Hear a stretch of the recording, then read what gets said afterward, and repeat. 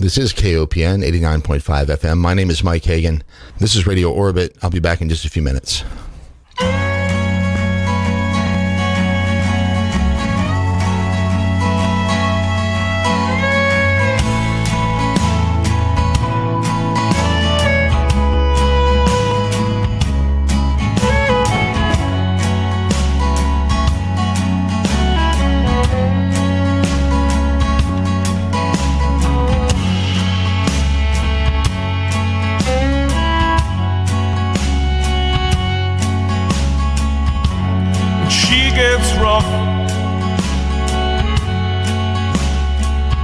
Everyone has to suffer. Nobody gets more off than her.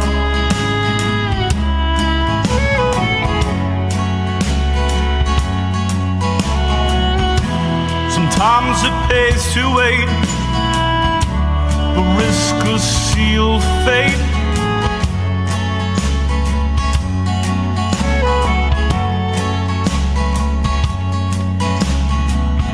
Do something cold, babe. Taking us straight. The blind shouldn't lead the blind. Is all that you can say.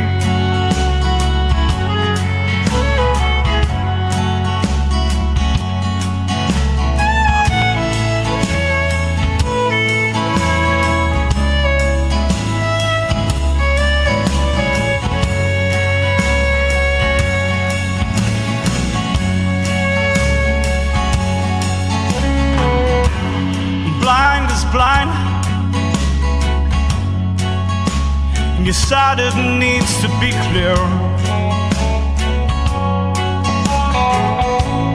Whether it's blind love, short-sighted fear,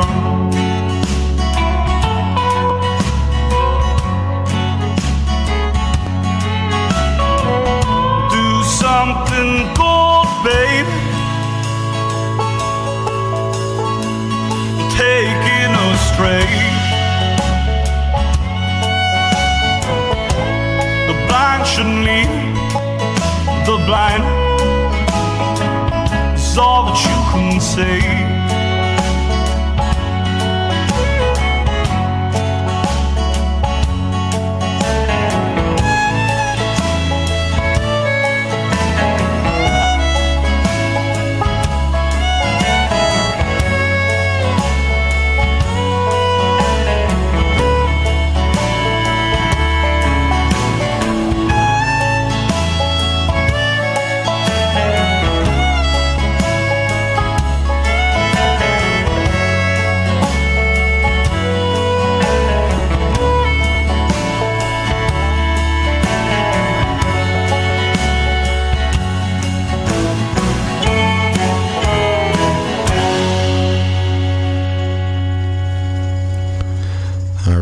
Good evening, everybody, whoever you are, wherever you may be, and whenever you might be listening to this radio program. Welcome to the show. It's Radio Orbit. It's Monday, the 12th of November. Yeah, November the 12th, 2018.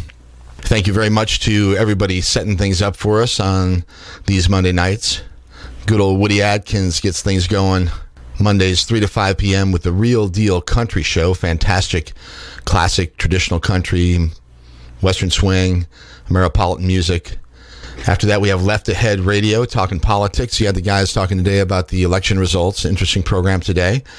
After that, Tech Radio. I miss Tech Radio today, but it's always a great show, and they keep us up to speed with what's happening in the world of advancing technology. And then, of course, Kevin with Jazz plus Blues equals Mimble Wimble. New Wave Radio Theater just finishing up a few minutes ago. World War I, Veterans Day. Tip of the hat to all the people who served this country over the years. And we do it here at KOPN. Good music, good talk, good news coming to you on the air. 89.5 FM. And like I said before, streaming on the web at kopn.org. It's Mike. This is Radio Orbit. And it's good to be here tonight. Last week, it was just me with you all. had the phones open for a little while. We talked about space weather, did some news, and had a little bit from Joseph Campbell. A couple phone calls toward the end of the program there, and appreciate the people that call in when we open the lines like that. So anyway, if you missed the program, you can listen online anytime from the archives at www.mikehagan, that's MikeHagan, mikehagan.com, and everything that we do is archived up there, including the music that we feature on the program here. So anyway, speaking of that, we had the wonderful sounds of the Rum Drum Ramblers last week, some fantastic musicians from South City, St. Louis. We heard a bunch of songs from their 2012 release called Mean Scene. And if you'd like to find out more about Rum Drum, that's always easy enough, just a simple web search will do. But you can find them on Bandcamp, and they do some social media and so on and so forth. All right. Anyhow, excellent music coming from the gang, St. Louis way. And, for tonight, I'm extremely excited. Tonight's program, we have Andreas Antonopoulos. For those in the cryptocurrency community, he requires no introduction. For those unfamiliar with Bitcoin and decentralized network technology, open blockchains, Andreas is one of the world's most respected authorities on this new technology. I'll let him tell you a little more about his background when we get with him at the top of the hour. That'll be at midnight. I'll let him speak a little bit about his background when we get going. But he's just a powerhouse in the in this space. And when Andreas talks, at least Bitcoin and crypto, people pay attention to what he says. All right, so I'm really thrilled, absolutely thrilled to bring Andreas Antonopoulos to the Radio Orbit audience here in just about, 50 minutes or so. Okay, that's coming up at the top of the hour. All right, sort of an international affair tonight. I'm not sure where we'll be speaking to Andreas from. He is born in London and grew up in Greece, and he travels all around the world, and he's presenting and talking with people all the time. His schedule is remarkable. He was in Seattle last night, so I don't know where he is tonight. But as I said, we've got sort of an international thing going. So for music tonight, we'll be listening to songs from Irish singer-songwriter Dylan Walshe. And Dylan is a young man who I was introduced to from a friend here in town. I've got a good friend named Matt Jones, and I see Matt a couple times a week, and he's sort of my go-to guy for new and upcoming music. And whenever I talk to Matt, I always kind of pick his brain about what he's listening to these days. And anyway, a couple of weeks ago, he mentioned this guy, Dylan Walshe, that he had met, I think down at Muddy Roots. Don't quote me on that. But at any rate, they had come across each other somewhere along the line there. And Matt thought that Dylan's music was real good. And he has a new album that's just been released in the last few weeks or so. The name of the record is called All Manner of Ways. And I listened to it, and I thought it was really good. So I thought, heck, man, if Jonesy says the guy's good and I like it myself, I'm certainly going to give Dylan Walshe some airtime. So we're going to do that tonight, all right? The music tonight, throughout the whole program, will feature songs from Dylan Walsh's new record. Once again, that album is called All Manner of Ways. And the first song of the night, we started off with actually the opening track from the record. It's called Blind is Blind.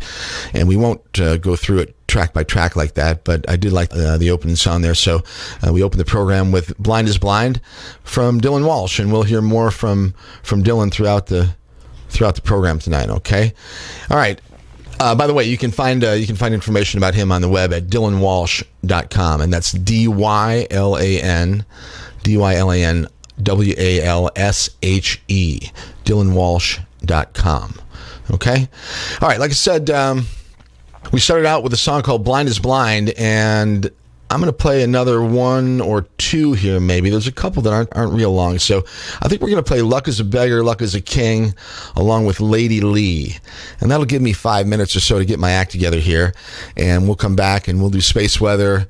We'll talk about the news, I'll do a little bit of background on Bitcoin for the audience before we get Andreas on the line here, just to sort of make sure people have at least a reasonably good idea about what we're going to be talking about, because it is sort of a new topic to a lot of people out there. And then at the top of the hour, we will have the remarkable Andreas Antonopoulos. All right, I'm really excited about it, and I hope you guys stick around and listen to the interview. Well, I won't get into it right now. Let's do this right now. Another song from Dylan Walshe. This one's called Luck is a Beggar. I'll be back in about 5 minutes, and it's Mike. You're listening to Radio Orbit on KOPN Columbia. 1, 2, 3, 4.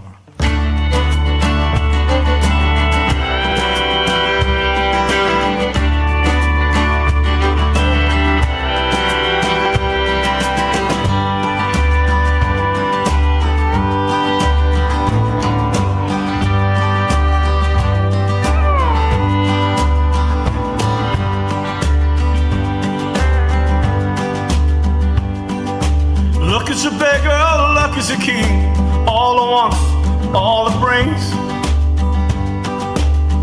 Many ways of taking too much to make a lot not seem enough. Heavy is an ill mind,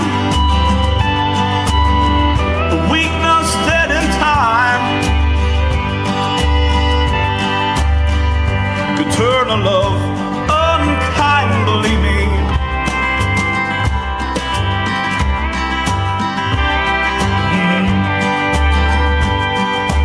Waited up one way I know all night, till the sun burned through the full moon's glow. You know how I drink too much, can't be helped enough. So promise not to lie, say you'll try. See what you want, baby, say what you mean. Elastic honesty tires me.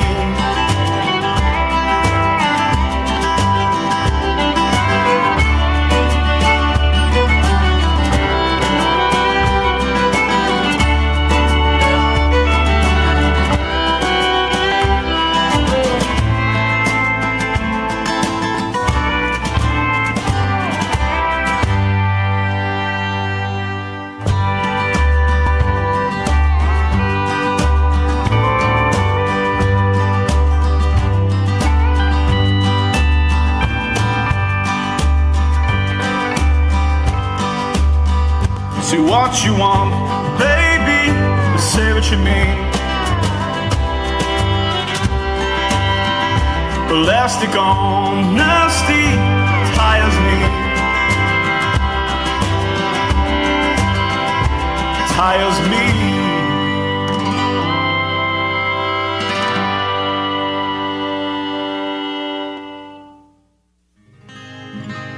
All right, cool.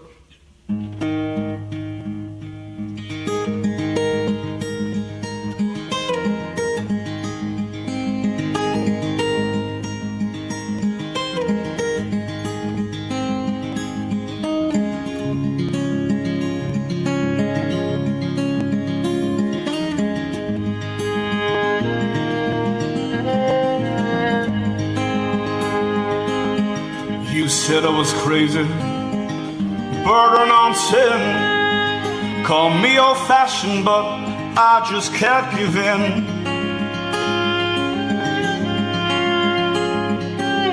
My broken teeth, they hiss, my swollen tongue, it slurs. Or would I walk in shame when my heart's as good as yours?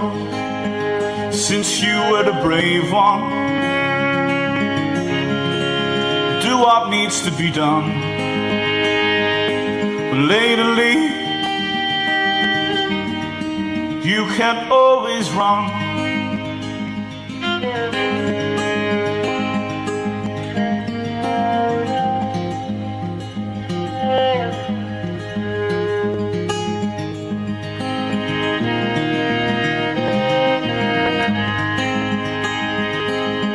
Once the seat was heavy, and all that we concealed Relief was light in all that we revealed.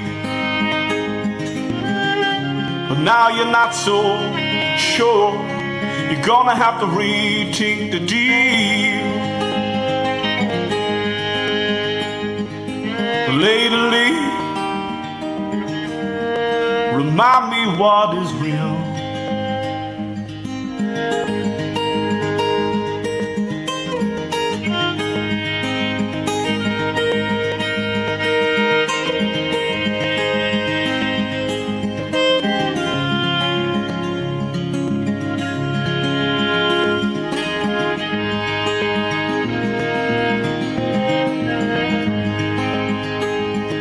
For the hill of light is north around the tomb, and the diamonds are bright with the new moon. Come lay down by the window, don't speak too soon, at least until the sun comes in through the room. All right, welcome back to the program. It's Mike. You're listening to Radio Orbit on KOPN Columbia. There's a couple from Dylan Walshe there. We heard Luck is a Beggar, Luck is a King, and Lady Lee off of his new record called All Manner of Ways. And we'll hear some more songs from Dylan throughout the program tonight.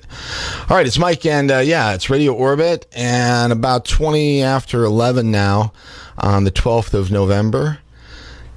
And let's do space weather, okay? There is a brand new sunspot, and for those of us who are interested in the sun, that's sort of news when we're at solar minimum. Well, like we've been. There have been 24 straight days where we've had no sunspots whatsoever, and there's a new sunspot sort of growing right near the center of the solar disk, which means if you look at it with a telescope, it'll be kind of right in the middle of the thing.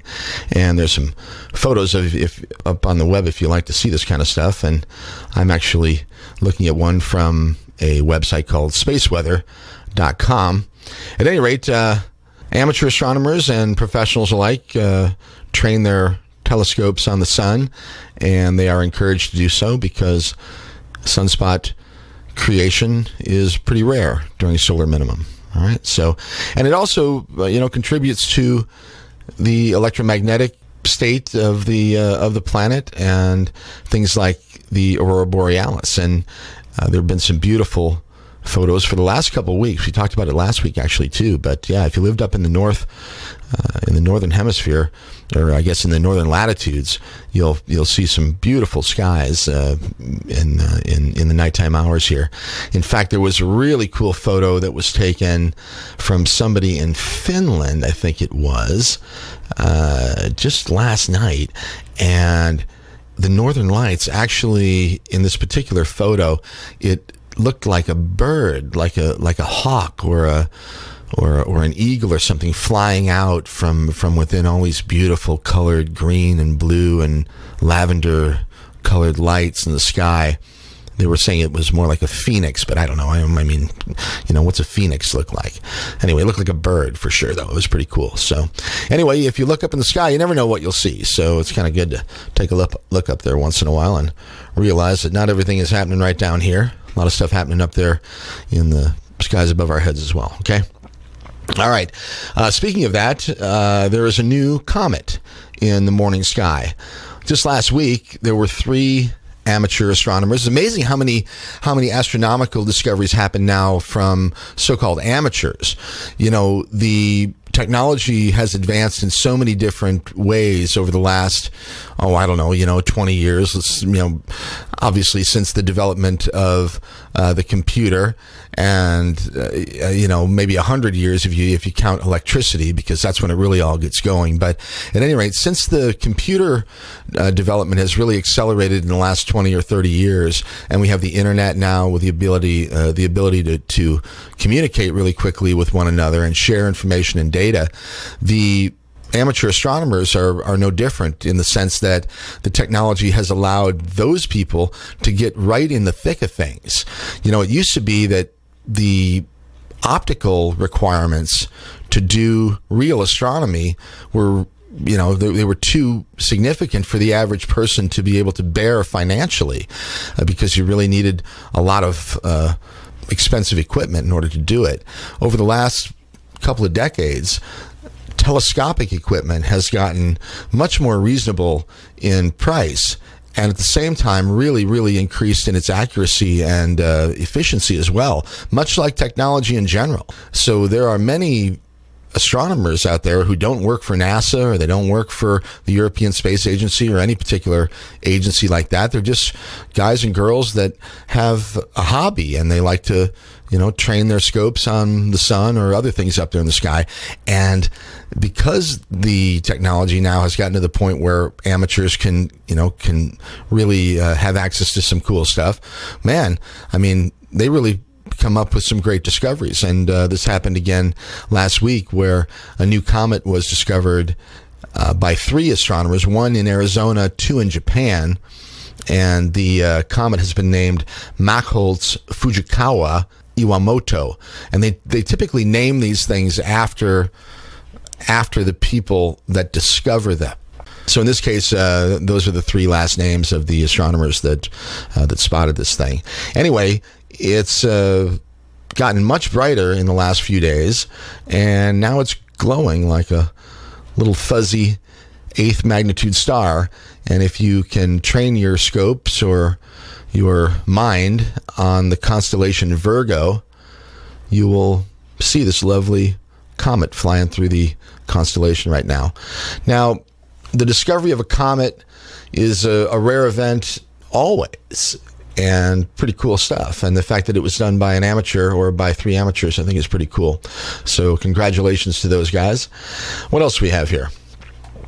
I will say that also there have been some really interesting things that have happened with comets in the past, where, many comets that come into the solar system have a history, and we actually know a little bit about them. They have a particular orbit, and the period of the orbit is known by scientists. For example, Halley's Comet, which is the one that most people are familiar with. It has a regular period, and everybody knows when it's going to come and when it's going to go. But when you discover a new comet, you never really know what's going on with it. And they can surge in brightness, they can fizzle out, they can break up and crash into the sun. They can do all kinds of things. And this new one here, we'll have to watch it and see if it does anything funky, or if it just kind of makes its trip around our star and heads back out into the deeper parts of the solar system, only to return again another day, apparently. So stay tuned, and we'll see what happens with this new comet. All right. Okay. Now, there are fireballs that happen every night, things that fly through the atmosphere and light up the sky for a minute, and there is a NASA network that tracks these things. And I've seen a few of these over the course of my life, and I always find it fascinating when it happens. But anyway, NASA's all-sky cameras look above the United States primarily, and they look for meteorite fireballs. And they've got like a software that's like just runs automatically. NASA maintains the thing. But at any rate, so far today, on November 12th, there have been 19 fireballs reported. 2 of them were from the Taurid meteor shower, and the other ones were just 17 just sort of random ones. But I always like to remind people that there are things flying around all the time out there above our heads, and you never know what it is and when it might say hello. Speaking of that, as of November 12th or 13th, there have been 1,936 potentially hazardous asteroids that have been discovered over the course of people looking at these things. Of course, you never know how many more there might be out there, because just like comets, you don't know until you find it. But anyway, just under 2,000 of these big rocks have been discovered that actually do lie in orbits that at some point over the course of time could actually come into the same neck of the woods as the Earth, and perhaps even come into impact with our planet. Hopefully not. It's happened in the past, though, once in a while. Okay. All right. So what else do we have going on here? We've got sort of a waxing crescent moon, very small moon. You probably can't see it tonight because it's been snowing and kind of nasty for the last day or so. The weather, of course, here in mid-Missouri is a little bit unpredictable this time of year. It was really beautiful this time last week, and now it's gotten cold and snowy, and winter's here, apparently. At any rate, if you could see the moon, you just see a sort of a small sliver of it up there, and just a little bit to the upper left of Saturn tonight, and last night as well. The variable star Algol, which is in Perseus, it will reach a minimum brightness tonight at about, well, I guess it was earlier tonight at about 8 o'clock. But if you start watching it now, it'll get brighter and brighter. It'll get triple, 3 times, 4 times brighter, up to like a magnitude 2 over the course of the next few hours. And Algol is a binary star, and it goes through an interesting cycle every 3 days or so. But you can find that in the northeastern sky just after sunset. And if you wait a few hours, it'll pass almost directly overhead around midnight. And that'll be about 35 minutes from now, but really midnight local time anywhere in the northern hemisphere here. All right. What else? The constellation Pegasus this time of year is pretty cool. If you look in the southeast, you have to look pretty high in the sky, but look in the southeast shortly after darkness falls. For the most part, all week, you'll be able to see one of the most beautiful star groups that you see during the autumn time, and this is the Great Square of Pegasus. It really stands out this time of year, and it'll look more like a square at about 8 p.m. local time, regardless of where you are here in the States. There will be 4 almost equally bright stars that sort of form the body of the winged horse Pegasus. And then you'll find some fainter stars that sort of surround that square shape that represent the rest of the constellation. But it's beautiful this time of year. We'll go one more day and see what's happening on Wednesday. There's another comet that's called 64P Swift, and that right now is cruising through here, and it's not real bright, but you can see it with a reasonably large telescope. I don't know, even like a 4, 6, 8 inch telescope for sure. It'll be easy to find tomorrow night because it'll just be a little bit north of a very bright star that's called Beta Andromeda, and the region passes almost directly overhead for most observers at the northern latitudes, sort of the mid-northern latitudes, between 9 o'clock and 10 o'clock local time. So if you're looking at that area, you can see Comet 64P Swift, and you'll also see right around the same place, there's a 10th magnitude elliptical galaxy. It's called NGC 404, and that's a beautiful sight too. You'll need a pretty decent scope to look at that one, though.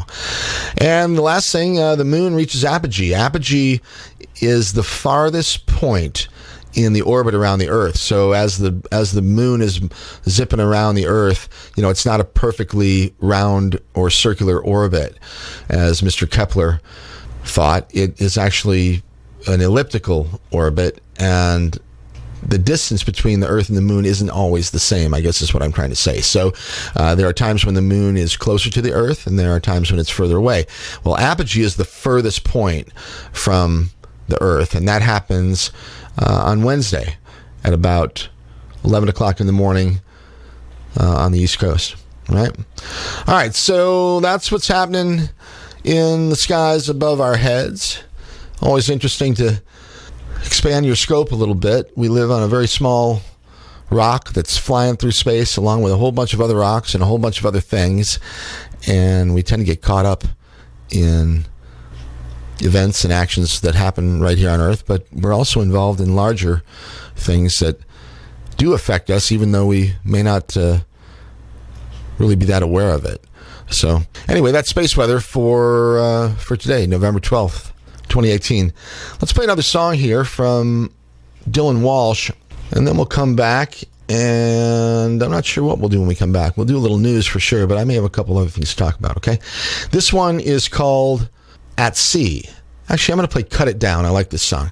This one is called Cut It Down. Once again, we're listening to Dylan Walshe from his new record called All Manner of Ways. We've already heard a few tracks from the record, and we're going to continue right now with one called Cut It Down. You're listening to it on KOPN Columbia 89.5 FM. My name is Mike Hagan, and this is Radio Orbit.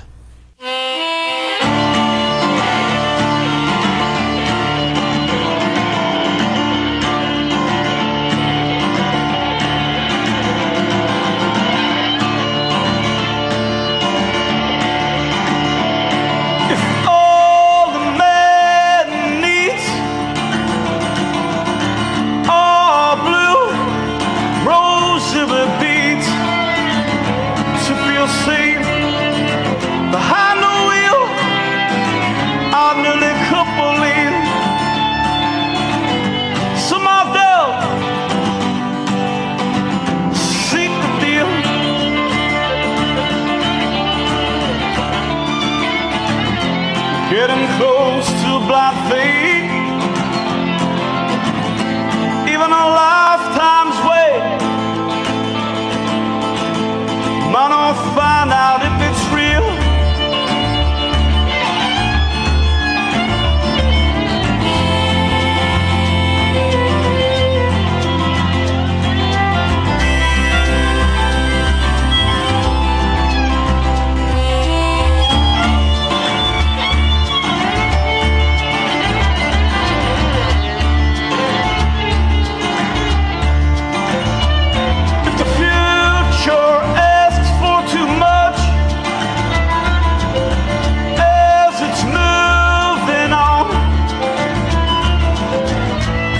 A prison where I can belong.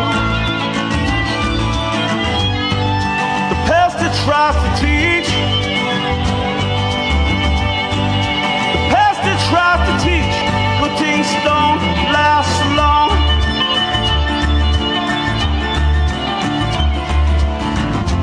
And it's made itself clear, whispered fear into my ear. And it's time I proved it wrong.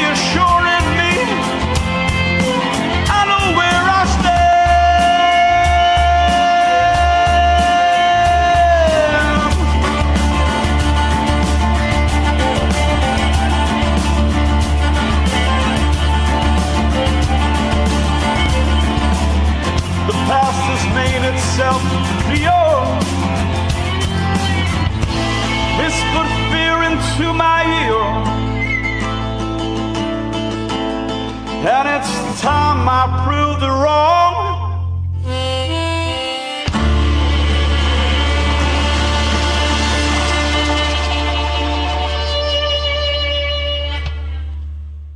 All right, that's another one from Mr. Dylan Walshe. That one was called Cut It Down. Yeah, great stuff. Dylan Walshe. His new record is called All Manner of Ways, and you can find information about Dylan on the web at Dylan Walshe. It's DYLAN WALSHE, DylanWalshe.com. His music is available online, I'm sure, at Bandcamp, and I'm looking at some stuff on Spotify as well. So you can find him out there on the web, and there's some cool stuff on YouTube. Anyway, Dylan Walshe, Irish singer-songwriter, living in Nashville these days, and hopefully touring through the Midwest sometime soon. I'd love to have a chance to see Dylan personally. There's another record, actually, that I listened to some of today, which is a live record, and I forget the actual title of it, but anyway, sounds like a really fun live performance as well. So maybe we can get Dylan Walshe to come to Columbia and play some music for us, okay? All right, it's Mike, and you're listening to Radio Orbit on KOPN Columbia. It is about 11:35, almost 11:40, I guess, on the 12th of November, 2018. Pleasure to be with you all. Appreciate you listening to the program. Tonight we have a guest that I'm very excited to bring on the program. His name is Andreas Antonopoulos. I'll tell you a little bit more about Andreas in a little bit here. He'll be with us live at the top of the hour here at midnight. Normally we would do memorials now, talk about people that we miss, but I don't really have anything particularly in mind right now. I was going to do something about Terence McKenna, but because I'm going to be back on the air next week, I think we'll do a little bit of a remembrance, I guess, of Terence McKenna. We'll talk a little bit about Terence and maybe hear even some of his recorded material, depending on what I've got going next week. I think I'm going to have Dr. Elizabeth Rauscher on the program, though. Hopefully Elizabeth will be here with me, and she is a brilliant physicist and scientist, worked with many, many remarkable people and organizations over a long, long career. She was on the program many years ago, but I haven't talked to her in about 10 years, so it'll be really interesting to see what Elizabeth has been up to for all this time. And once again, tonight, stick around. 20 minutes from now or so, we have the remarkable Andreas Antonopoulos. We'll be talking about Bitcoin, open blockchains, distributed ledger technology, and the remarkable implications of this brand new sort of branch of science, I guess, that was sort of invented just about 10 years ago. And one of the reasons why we have Andreas on tonight, or at least because of the timing, worked out really well, because it is about the 10th anniversary of the development, discovery, invention of the Bitcoin protocol. So we'll talk about that at the top of the hour with Andreas Antonopoulos, okay? All right, so let's do some news here and see what I've got to talk to you about. You know, I have a website, and if you go to the web, the address is www.mikehagan, MikeHagan, MikeHagan.com, and there's a little box up in the, actually not that little, but, you know, there's a sort of a menu up in the upper left corner of the front page there, and one of the links available says Forum. And if you click on that link, it'll take you over to the Radio Orbit subreddit.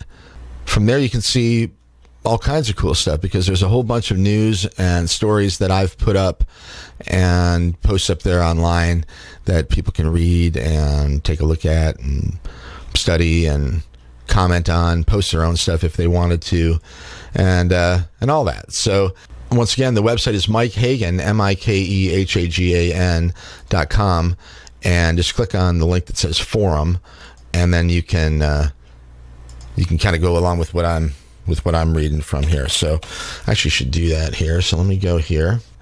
All right. You know, we were just doing space weather, so I will read this particular story. A couple of them that are sort of related to what we were just talking about. First one here says, the question, why is the sun so hot, still stumps scientists? And this is from astronomy.com.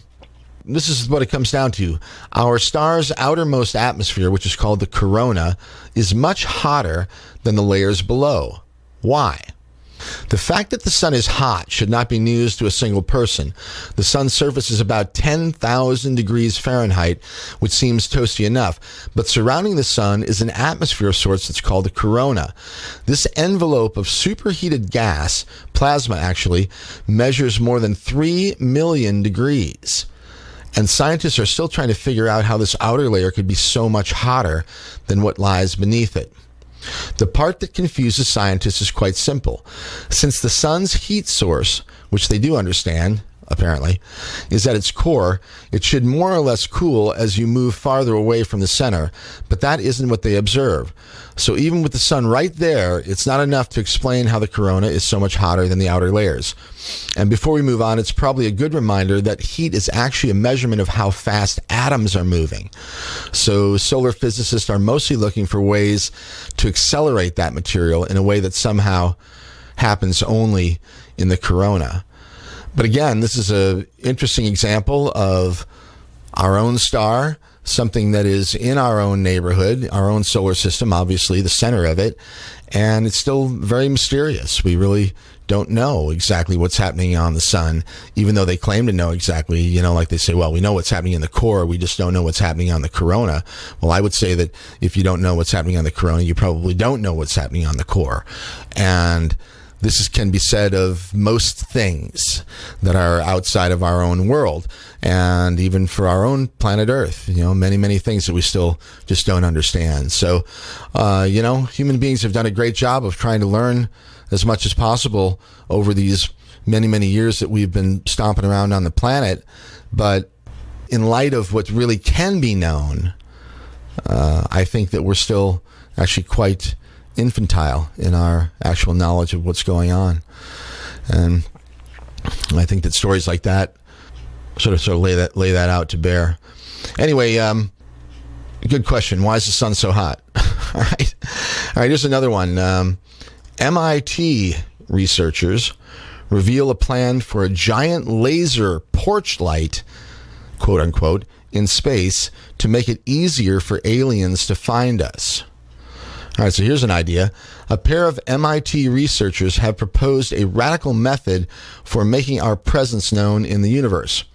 In a new feasibility study, the team says it could be possible to use laser technology as a beacon to attract the attention of alien astronomers, much like a planetary scale porch light. Using a laser focused through a huge telescope, the researchers say this porch light could be seen from as far as 20,000 light years away. And this was in a paper published in the Astrophysical Journal. The MIT team describes how a high-powered 1 to 2 megawatt laser could be aimed towards space through a 30 to 45 meter telescope and create a detectable beacon. Wow. I don't know. It's not kind of a cool idea, but I don't know how smart it is. There have been lots of scientists. I think Stephen Hawking, before he passed, talked about his concerns about contact with alien species or extraterrestrial species, I guess. He was very reluctant to make ourselves known like that. He believed that it would be a dangerous scenario. And I guess everybody has differing opinions on that. If you look at historical stuff on our own planet, it is pretty interesting to see what happens when a tribe or a nationality or an army of a superior technology, when they encounter others of a lesser technology, what typically happens. And usually the culture with the lesser technology ends up being swallowed up by the culture with the more modern technology, or really with the bigger guns is usually what it comes down to. It's usually about firepower and about domination. And that's the way the human species has been operating for quite some time, whether you like it or not. That's you don't have to like it, but you should certainly recognize it, that we are essentially animalistic in our territorial and resource concerns. And, in fact, it seems pretty obvious that that's still the case, regardless of our advanced technology and the makeup that we put on top of all the things we do. We like to sort of paint a picture of the human race right now as, this very modern and sort of thoughtful species, but that's really just sort of paint on top of a turd. to be honest, because for the most part, we still operate in a very animalistic fashion. We just happen to be extremely smart animals, at least the smartest ones on this planet, or among them. And, we're doing the best we can as we're moving along the evolutionary pipeline here. Human beings haven't always been like this, and we hopefully will not always be like this. And so even if you don't like the way we are now, you can at least hope that things will change as we keep cruising down the line here, okay? All right, I'm looking at my little subreddit here, and even though this is really unrelated to the program, I'm going to mention it anyway. There's a great video that my friend Ray Fitzgerald and her band called Rafco just released live at the Cellar Attic, and there's a great little YouTube video of it, very well produced and beautiful music coming from Ray Fitzgerald and Rafco, and a fantastic performance on Saturday night from the John Galbraith Trio, Ray Fitzgerald, and the band Saint Gnome at the Cafe Berlin on Saturday night. So hats off and kudos to all the great musicians that are playing around town and just doing their thing here in mid-Missouri. Tonight we're listening to music from Dylan Walshe, by the way, and he's an Irishman who makes his home in Nashville right now. We'll have to get him on the air one of these days. I do another program on Friday mornings that I call Open Mic Radio, and that is more of a music-centered show, and we actually talk to the musicians, and oftentimes we'll actually have people here in the studio playing stuff live. In fact, last week, just a few days ago, John Galbraith was here playing some music for us. But I'd like to get Dylan Walshe on the phone at least, and we could say hi to him and learn a little bit about him and where he's coming from and play some of his music on the air, maybe on one of those Friday shows, okay? All right. Anyway, it's Mike, and it's Radio Orbit, KOPN Columbia. It's about 10 minutes before the stroke of midnight here on the 12th of November. In about 10 minutes, we'll have my guest, Andreas Antonopoulos, on the air with me. We'll talk about Bitcoin and open blockchain technology. Very excited to talk to Andreas. He's absolutely one of the go-to guys when it comes to the world of cryptocurrency, and I'm thrilled to have him on the program in just a little bit here, okay? All right, what else is in the news? Well, here's one, and it's sort of related to what we'll be talking about with Andreas. Ex-JP Morgan trader pleads guilty to manipulating metals market. And this is from CNBC, from their markets page. Okay, former JP Morgan trader pleads guilty to manipulating U.S. metals markets for years. An ex-JP Morgan Chase trader has admitted to manipulating the U.S. markets of an array of precious metals for about 7 years, and he has implicated his supervisors at the bank. John Edmonds, 36 years old, pleaded guilty to 1 count of commodities fraud and 1 count each of conspiracy to commit wire fraud, price manipulation, and spoofing, according to a Tuesday release from the U.S. Department of Justice. Edmonds spent 13 years at New York-based JP Morgan Chase until leaving last year, according to his LinkedIn account. As part of his plea, Edmonds said that from 2009 to 2015, he conspired with other JP Morgan traders to manipulate the prices of gold, silver, platinum, and palladium, the futures contracts, and also their values on exchanges run by the CME Group. He and others routinely placed orders that were quickly canceled before the trades were executed, a price-distorting practice known as spoofing. Well, anyway, this article goes on, and it's not the only one. If you read the financial news, you'll find out that there's all kinds of corrupt stuff that's happening all the time in big banks, central banks, Federal Reserve banks, not just in this country, but all over the world. And sometimes it's because of internal actions, people that actually work for the banks. And then other times it has to do with hacking and, attempts to get at the bank from the outside. SWIFT, the system that is used internationally to clear all kinds of different accounts, is hacked all the time. And by that I mean it's happened often enough that if you look at the news and Google SWIFT hacks, you'll see hundreds of millions of dollars that have been stolen from you and me and other people. this is directly related to blockchain technology, or open blockchain technology, I guess I should say, which is the center of this brand new science of cryptocurrency. And in about 6 or 7 minutes, we'll have a guest on the air with us who will be able to talk extremely cogently about that particular topic. All right.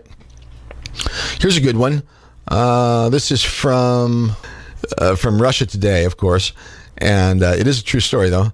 Navy disciplines sailors for LSD ring aboard nuclear-powered aircraft carrier. Yeah, all right. So 14 sailors working in the nuclear reactor department aboard the aircraft carrier USS Ronald Reagan. 14 sailors working in the nuclear reactor department aboard the aircraft carrier USS Ronald Reagan faced disciplinary action for using and distributing LSD, the latest embarrassment for the Navy's scandal-ridden 7th Fleet, a spokesman told the Navy Times. 2 sailors are in more serious trouble and are heading to court-martial for using, possessing, and distributing the hallucinogenic drug, while the Navy is considering charging another 3 as well. All right, now, as most of my listeners know, I'm generally an advocate for psychedelics in the right context. You know, like Dr. Leary used to tell us, set and setting, in the right place at the right time, with the right people if you choose. Anyway, a nuclear aircraft carrier is probably not the best place to be using LSD or any other sort of mind-altering substance, because the decision-making process could be a little clouded, I think. So anyway, interesting stuff, and people are doing crazy stuff all around us. So anyway, it's Mike. You're listening to Radio Orbit on KOPN Columbia 89.5 FM. It's just about 5 minutes before the top of the hour. I'm going to put on a piece of music here and get things set up with our guest, and we'll come back at the top of the hour with Andreas Antonopoulos. We're going to listen to a song now from Dylan Walshe. This one is called Ruined. Once again, KOPN Columbia, Radio Orbit, back in just a few minutes.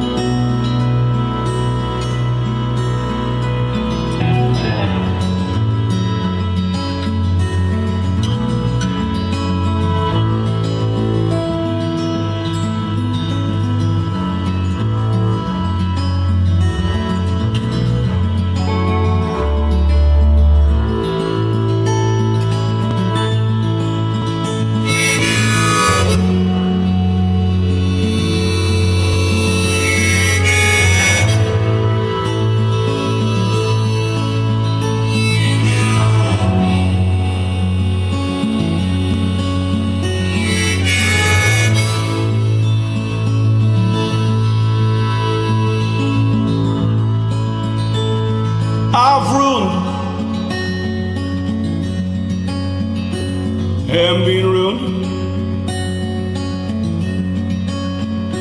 and taking us to end. It does good and bad, and I've been dwelling on every thought you might have had. You know, lessons turn the good man bad.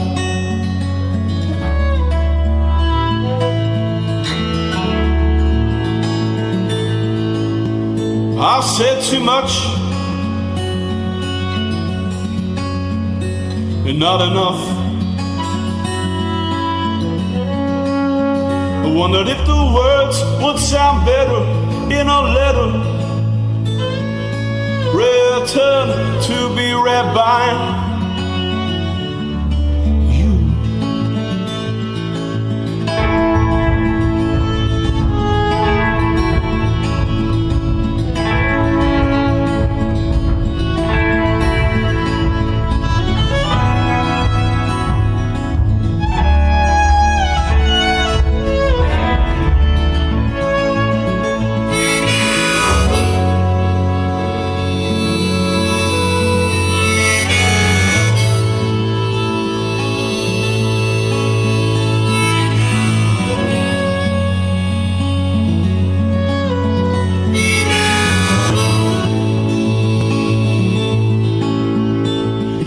cold as me.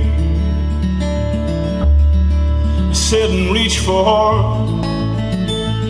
She tried to be clever and just took my temperature. Said my love was a murderer,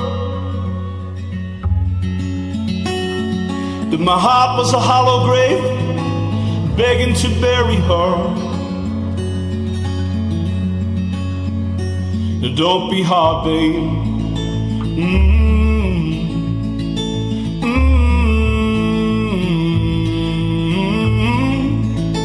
Cause you've ruined and you've been rude. It's not to say it won't go our way.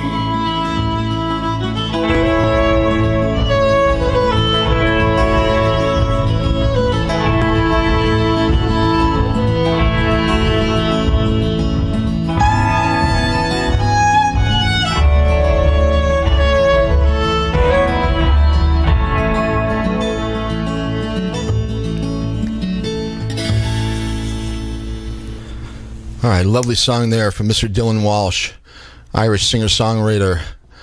Makes his home in Nashville, Tennessee now, and we're listening to songs tonight from his record called All Manner of Ways. We'll hear a few more from Dylan throughout the course of the program.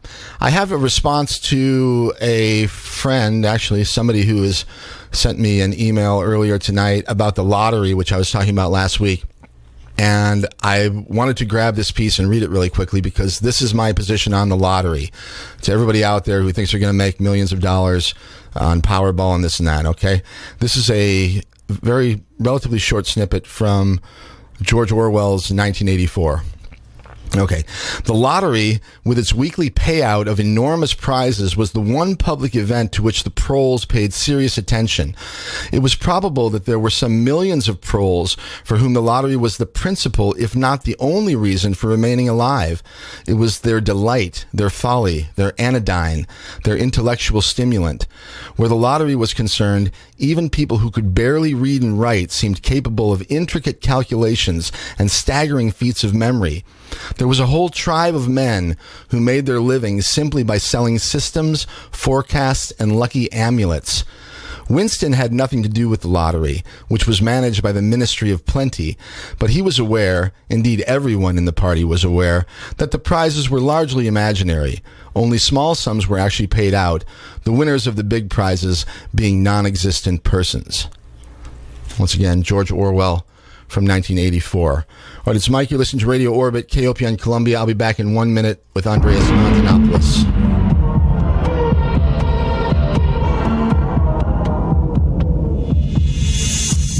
You're listening to Radio Orbit with Mike Hagan on KOPN 89.5 FM.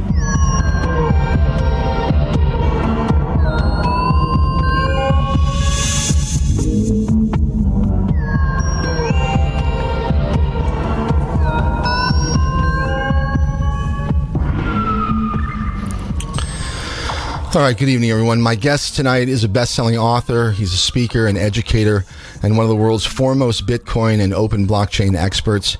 His groundbreaking book, Mastering Bitcoin, is widely considered to be the best technical guide ever written about the technology. His follow-up, The Internet of Money, reveals the why of Bitcoin and is a bestseller on Amazon. He serves on the Oversight Committee for the Bitcoin Reference Rate at the Chicago Merc Exchange, and has appeared as an expert witness in various capacities, testifying in hearings of the Australian Senate Banking Committee and the Canadian Senate Commerce, Banking and Finance Committee. I could go on for some time, but I will tell you this, that he's sought after all around the world to talk to very large audiences, so I consider it a privilege and a great pleasure that he's spending some time with us tonight. Andreas Antonopoulos, welcome to Radio Orbit. Thanks very much for being here. Oh, thank you so much for having me on the show. It's a pleasure. Well, it's a thrill to have you here. I know you're real busy. I know you were in Seattle last night. I don't know where you're at tonight.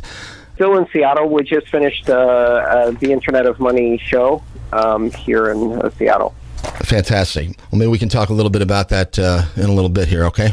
Mm-hmm. All right. First off, Andreas, for my listeners who aren't familiar, I know you've done it 1,000 times, but maybe a little background on yourself, where you come from, and how you got sort of into decentralized networks and eventually Bitcoin. Oh, sure. I'm a computer geek, unapologetically, unabashedly, a computer geek who just gets silly excited about technology, who finds elegance in technical designs and is excited by new things. And most of my life I was a big disadvantage, but in some circumstances it can be good. I'm a computer scientist. I got into computers when I was just over 10 years old. Started programming. It was the love of my life, and I've been doing that since and turned it into a career. And I was involved in computer security and distributed systems as one of the areas of interest, and also the interesting applications of an obscure technology called cryptography, which is the art of secret writing, encryption. That led to a lot of interest in security, as well as the early forms of digital currencies in the 90s.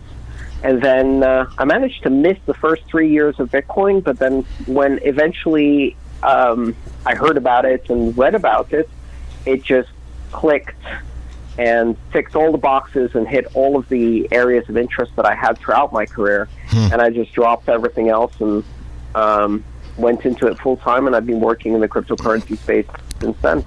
Okay. All right. So just a couple days ago, on November the 9th, I think it was the 10-year anniversary that the Bitcoin project got registered up on SourceForge. And so you've been involved in the project for a good chunk of those 10 years, I guess maybe 6 or 7 at least, right? It's now been since just about the middle of 2012. Wow. Okay. So a good 6 years at least. And people have heard a lot of different things about Bitcoin. And you're talking to a mid-Missouri audience here, which isn't particularly probably familiar with a lot of these things, and maybe a little bit skeptical. And the media has been so unfriendly and actually just misinformation, disinformation, whatever it is, for so long. Maybe for the record, you could just relatively briefly tell the audience what Bitcoin is and perhaps what it isn't. Yeah, well, I guess that's always the starting point. So keep in mind that my perspective on this is not from a perspective of investment or finance. Absolutely. I'm not an economist. Yeah. I'm not a financial guy. I'm a technical guy, a computer geek. So to me, Bitcoin is a very elegant technology that allows us to implement money as a networked technology on the internet for the first time. But it goes beyond that, because it's not just money, but many other money-like things where you need to have trust between parties that don't know each other. And money is the obvious application when you have a system that you can trust without knowing other parties on it, but it's not the only application. So Bitcoin is a network protocol, a computer system. It's a set of computer software solutions, a computer language, if you like, that allows us to implement a form of purely digital internet money. And the most important characteristic of it is that no one controls it. It has a set of rules, and it has a set of incentives that make sure that all of the computers that are participating have to follow the rules, which makes it very decentralized, as they say, very equitable. And it's also, like many other internet technologies, it's something that is global from the very first moment. It can be accessed from anywhere in the world. It's borderless. It doesn't really understand borders, just like the internet. There is no place where it is. It's everywhere. It can be accessed, and people can participate in it without any credentials or permissions. It's not a company. It's not a service that you have to have an account on. It's not something that you have to apply or register for. But a bit like the web, you simply run software that allows you to access it. And TCP/IP, something like that, maybe. Yes, correct. So anyone can participate in Bitcoin and set up software on their smartphone or their computer, and then with that software they're able to send and receive payments in Bitcoin anywhere in the world from anyone else, and they don't have to identify themselves, they don't have to have permission from anyone, they don't have to set up an account.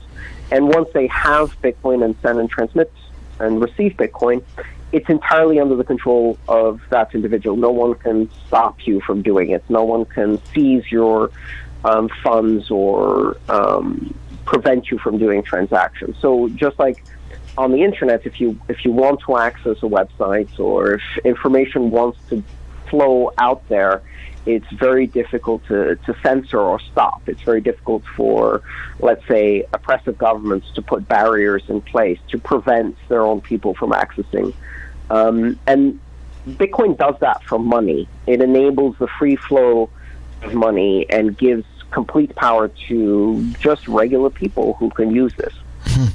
All right. So the technical part of it can be talked about probably very deeply, but I'd rather refer people to resources where they can learn more about how it actually operates. Mastering Bitcoin, your first book, I believe that's available online. Isn't that still available online? Yes. In fact, most of my work is available completely free online under open source licenses that are part of what we call the Creative Commons. So these are open culture licenses where anyone can read, share, mash up, reuse, derive, translate, even commercialize. So the books, you can read it online for free. You can even find translated versions in 15 or 16 languages for free online. Of course, you can also buy it on Amazon. Probably not worth doing so if you're not a programmer. First 3 chapters are relatively accessible. After that, it gets quite technical. It is a college-level textbook for programmers and computer scientists.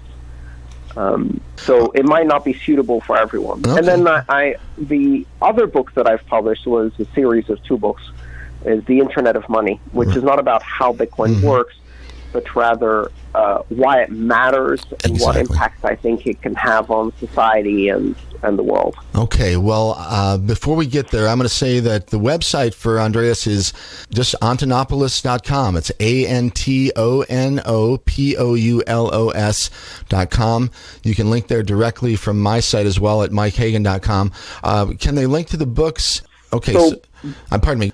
Bitcoinbook.info is probably the easiest URL to type, because my last name is really just so difficult. It's not that hard. Anyway, well, it's fantastic that stuff is available. And as I mentioned in the introduction, Mastering Bitcoin is considered pretty much a seminal work as far as understanding what's really going on with this technology. I would like to spend more of our time sort of talking about the topics that are discussed in your second 2 books, The Internet of Money, because the why of Bitcoin, why it matters, why it's important, I think that's really where the rubber hits the road and where most people can actually understand what's going on. The technical side is a little bit difficult for obviously many people, myself included, but I do understand enough of it to know that it works. And it's also been around for 10 years now.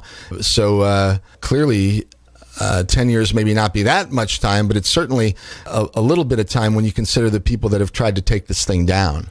Yes, that's correct. And in fact, we have kind of a running joke in the Bitcoin industry, which is that every 3 or 4 months, some publication or some journalist writes an obituary. They write about the death of Bitcoin, or how it's either dying or will die or is imminent death, and there's now a collection of these going back to 2009, 10 years of predicting its death. And of course, the dominant characteristic of this is that a system that is like this, which is distributed on the internet, tends to be extremely resilient. There's no one place where Bitcoin exists. It's a collaborative endeavor with tens of thousands of computers and millions of people now, and so it's dying is a bit like saying the web is down. Well, parts of the web might be down from time to time, but like the internet, it tends to be very resilient. I heard a talk that you did, I don't know, last year, a couple years ago maybe, and it was called Bitcoin and Bubble Boy. I forget the actual title of it. Yes, Bubble Boy and the Sewer Rat. Yeah, maybe briefly you could kind of expand that metaphor a little bit for my listeners. Well, it's a kind of a whimsical story, but the idea is that most of computer security is done with a very traditional model where you take the information you want to protect and you wrap it in a protective bubble. And you try to isolate it from any external influences. And of course, that doesn't work because for information to be useful, it has to touch the world. And when it touches the world, it gets exposed to various things. And we've noticed that no organization can actually keep information secure in that model. And so what Bitcoin does in terms of security is the opposite. It's constantly open, public, and accessible everywhere in the world. And it's constantly under attack. But more like the immune system of a living organism, it responds to attacks by gradually learning how to adapt. And because it is decentralized, because it exists in many different places and many different forms of software, anything that doesn't kill it makes it stronger. And it evolves to get stronger and stronger the more it's attacked, just like the web. So, whereas a single site may be vulnerable, I remember times back in the 90s, late 90s and early 2000s when the whole of Google would go down. Right. And that doesn't happen anymore. And it's not because Google gets attacked less. It's because it's just this big amorphous system that exists in many places. So if some of it fails, the rest of it is still there. So the decentralized nature of it in both cases is extremely helpful. Yes, exactly. And so I whimsically compare that to, the immune system of a sewer rat. Okay. It's not that it hasn't been exposed. You don't protect it by keeping it away from pathogens. That's how you get allergies. In fact, too much Purell is dangerous for the health. Absolutely. It's the opposite. It's being exposed to dirt actually makes your immune system stronger. And Bitcoin exists in this dirty environment. It's on the internet. It's being attacked all the time. It's exposed to all of these different attacks. And of course, at this point, we're talking about a system that is carrying $150 billion reward to anyone who hacks it. And that means that this is security that is tested every minute of every day with very well-funded adversaries. Very interesting. Okay, so back to why is Bitcoin important?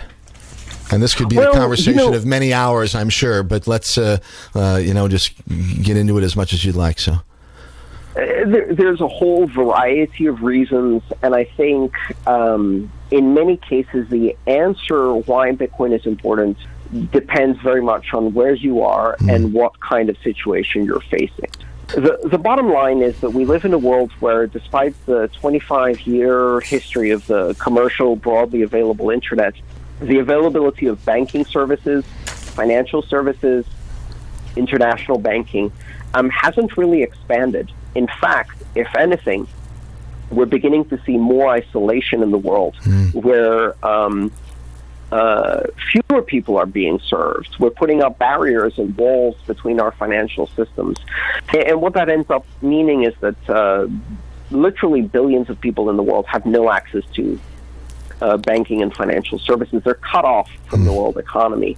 And part of that is so we can maintain this very bourgeois sense of security where we pretend that if we vet everyone and carefully control access, then we can keep the bad guys out and only allow the good guys in. And under that guise, we give a lot of control to banking institutions to carefully vet. It's the bubble boy model, right? It's wrapping our financial system in a bubble. Of course, what happens when the banker himself or the banking organization itself is the criminal? And then you have a problem, right? So it's like you can keep the bad people out of the banking system unless they actually have a banking license, in which case they're very well rewarded and gain enormous control until eventually they can buy the political system. Now, to most Americans, this is a new phenomenon, but to the rest of the world, this is old history. Like, this happens every 30 years all around the world. Currencies collapse, economies in crisis, corrupt political systems, and it's in many countries it's almost comically difficult to discern banking from organized crime. There's very little difference, and these systems don't serve people, right? So then, for many people who are involved in technology for a long time, there's been this question, which is, why can't we do banking and financial services without the intermediaries, without the centralized controls, without the corruptible systems? Right. Why can't we do to banking what the internet has done to news and media and information. and entertainment and communication? Right. We could do telephone calls without phone companies. We could do news without newspapers. We could do media and music and movies without music and movie companies. Why can't we do the same for money? After all, money is simply a form of information. And until 2009, the answer was, because if we make anything that has a central point of failure, the banks will shut it down, or the government will shut it down, or seize it, or block it, or control it, or sue it, or try to buy it and dilute it. And this is what has happened again and again. And Bitcoin created a system that simply could not be bought, sued, or shut down. And so now we have a system of money that is independent of any country, independent of any company, and simply operates as a collaborative network system, and it's accessible to anyone in the world. Right.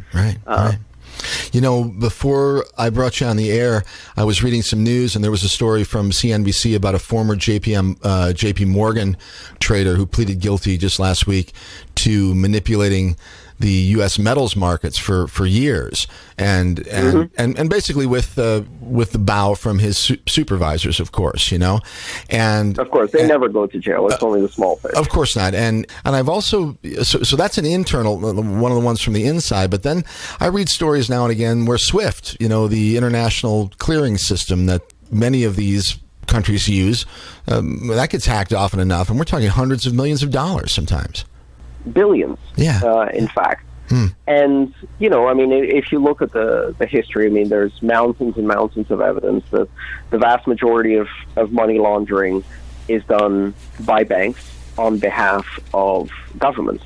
The vast amount of terrorist financing is done by banks and intelligence agencies for political reasons. But the vast amount of tax evasion is done by banks and giant corporations and giant law firms and governments and government agencies, and they all work very nicely together. But, you know, where is the enforcement? The enforcement is if the immigrant tries to send money to their home country for, you know, $30, well, we better check everybody's IDs just in case one of them is a terrorist. And we have to surveil everybody's credit card purchases just in case, you know, they buy something that's not allowed. Right. Or, you know, the butcher tax evades. And so there's this weird situation where you have this broad-based surveillance and controls for regular people, and then there's this whole layer of complete immunity, impunity, and criminality at the top, where most of these shenanigans happen. It's amazing to me, and sort of ironic, I guess, that one of the reasons, speculatively at least, I think, and maybe you could expand on this, that the Bitcoin protocol even exists was sort of a response or a reaction to the financial quote-unquote meltdown that happened in 2007 and 2008, in which many people lost maybe everything that they had, and a whole bunch of banks got away with a whole bunch of money. Well, not just a whole bunch of money, but, mega crimes. And I use mega crimes in kind of the metric system as in millions of crimes. Like when you criminally foreclose on 1 million people, that's a mega crime. Unbelievable. And at that point, it's just a statistic. And one of the most famous robo-signing foreclosure firms was run by Steve Mnuchin. You may find that name familiar. He's our current Treasury Secretary. That's right. Yes, those at that point, when you commit mega crimes, you get rewarded rather than jailed. The bottom line is that we're talking primarily about the United States, and the level of criminality in our banks compared to the rest of the world, it's relatively minor. In South America, Southeast Asia, and Africa, we're talking about a whole other level, right? And even more so, there's an entire, an enormous amount of the human population, an enormous number of people who have no access to banking. And those problems are not being addressed, they're not being solved, and the banking system isn't expanding its reach due to the availability of cheap digital communications on the internet. Quite the opposite. So, for the average American, the need for Bitcoin, other than in the context of the global financial crisis or a potential recession, as a speculative instrument, maybe as a hedge, putting a bit of diversification in your portfolio, et cetera, or honestly, a lot of people treat it as a gambling thing, so they speculate wildly on these volatile currencies. It's not really useful at this point. But there are millions of people who live in countries where they've had currency devaluations, where the currency is experiencing 40%, 60%, 1,000% inflation per year. Right. Look at Venezuela right now, huh? Right. And Venezuela, Turkey, Argentina, Brazil, and a whole bunch of other countries. And it keeps happening around the world. In fact, the norm for national currencies is one of having to reset every 25 or 30 years because it blows up. And this has been the story of South America, Sub-Saharan Africa, the Middle East, Southeast Asia. The dollar is the exception. And so one of the ideas here, and this is a pretty radical idea, until you think about it more carefully, is why do we have governments run money? Why is it that only governments run money? That money has to be something that is managed by the government and controlled by the government. Right. Now, back in the 70s, we had a similar fanciful idea that only governments could run airlines. And, they called them flag carriers, and each plane had the national flag on its tail, and if you wanted to fly to Paris, you had to fly Air France because that was the only company that went there, because it wasn't a company, it was a country. And today that seems like weird, right? It almost seems like the only places that still happens are kind of banana republics. And then in the 80s, we had national phone companies. And at that point, it seemed like the phone system was so important that only countries could run it or should run it and control it completely. Right. And then that disappeared, right? That went away. Right. And so now we have currencies that, have the face of the Queen or past presidents, lots of dead white men on them. And so the question is, do we really need a monopoly? Is this something that markets can't do? And do you have to have only one, or could you have choice, variety? So, I'm not an economist, and I'm not going to pretend to be an economist here, but there's an interesting experiment happening. And while a lot of governments will tell you that for reasons of security, no one else should be allowed to run a currency, and currencies are only safe and they only have value and they can only be controlled, and the world will descend into chaos if there are currencies that are not controlled by government. The truth is that for thousands of years there were currencies that were not controlled by governments. For thousands of years, most financial transactions were anonymous, person to person, without intermediaries, using untraceable cash, or gold coins as they were called then. And the world didn't descend into chaos. In fact, economies were actually more stable than they are today. So now there's Bitcoin on the table, and not just that, but some 2,000 other so-called cryptocurrencies, which are currencies based on cryptography, that have similar makeup. They use the same recipe in all kinds of variations, and they're all experimenting with different models and different variations on the theme. And what they offer is another choice. It's not mandatory to use them. It's entirely optional.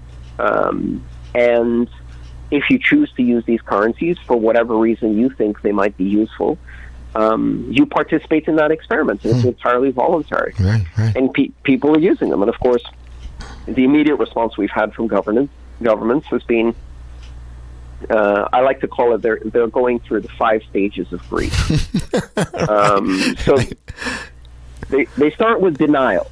Private currencies can't happen. This is not allowed. You should not do this. And then kind of the response or reality of that is, and yet it's happening. So, and yet it is.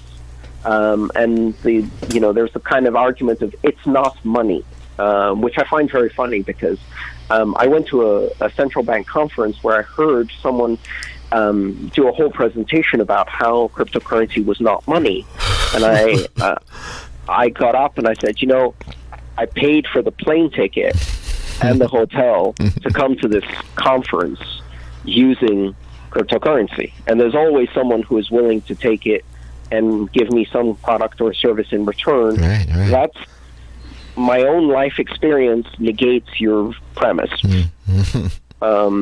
If you can use it as money, it's money. And in fact, history tells us that money takes a lot more varied forms. So denial, and then it's anger, right? The only people who would use this are terrorists, criminals, pornographers. Of course. Just like they said about the internet at the beginning, right? And we see a lot of parallels, in fact, with what they said about the internet at the beginning. Only criminals and blackmailers and scam artists will use this. And of course, those people use it too. It's not like, of course they do. Criminals use cars and phones and shoes and water and in fact, in many cases, they're early adopters of disruptive technologies because their business model really encourages that. But the point is that, like many other technologies, when you work in this community and you work around Bitcoin, eventually and soon you meet the dentist who uses Bitcoin, the hairdresser who uses Bitcoin, and every time you meet someone like that, it kind of undermines this whole theory. They said it about the internet, that the internet would be used for these nefarious purposes, and it turns out the internet is primarily used to propagate cat videos. All right, let's take a quick break here and say you're listening to KOPN Columbia 89.5 FM.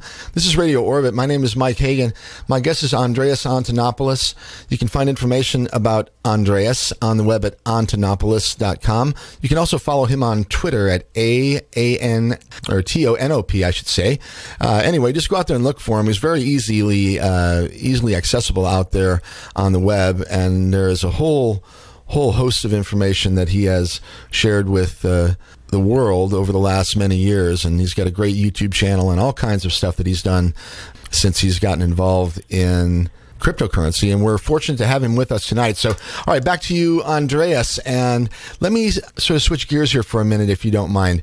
You mentioned a little bit earlier. You said money is information, and I had made some notes earlier, and I was writing about the actual language. I had written SegWit, Schnorr, signatures, mask, Mimble, Wimble, bulletproofs, confidential transactions, side chains, drive chains, lightning network. Anyway, and I was thinking that there's a whole new language sort of being developed here. And as a side note, I have to say Mimble Wimble's my favorite, just because I don't even know what it does, but it just sounds like something from Dr. Seuss or it's a Harry Potter reference. Okay, it had to be something like that, but I love it. At any rate, you said money is information. I've also heard you talk about currency as language. Maybe you could riff on that for a little bit. Yes, I mean, what's fascinating about this whole space is that money as a concept is something that we do not teach at school. We don't teach in any part of our education system. Now, if you think about it, money it's a form of technology, right? It's something that is created from human civilization. We found that other species can also be taught how to do the basic concept of this is money. You can teach monkeys to take a plastic token and exchange it for bananas, for example, stuff like that. But money is a technology, and it's an ancient technology. It precedes writing. The very first writing we found is about money. So it's ledgers, spreadsheets, essentially, on clay tablets. And it emerges spontaneously all around the world in every different civilization, and it takes very similar forms.